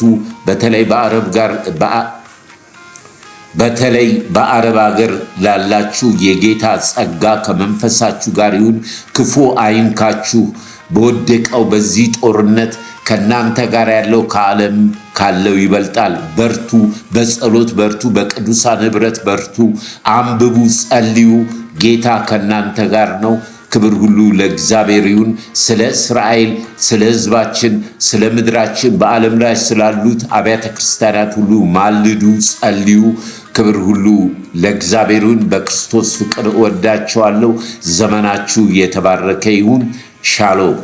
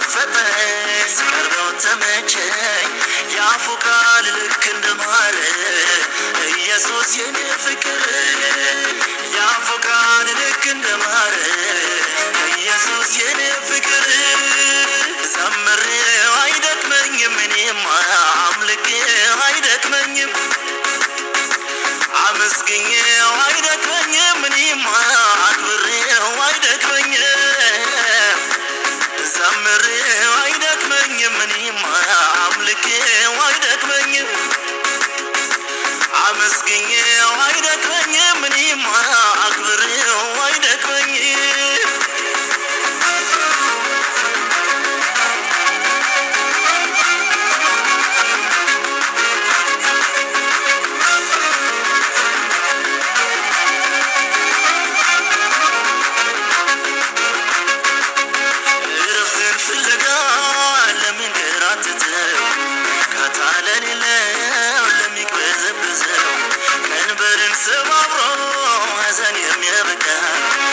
ኢየሱስ ብቻ ነው የሰላም መለኪያ የኔ መሻት ኢየሱስ ነው የኔ ጥማት ኢየሱስ ነው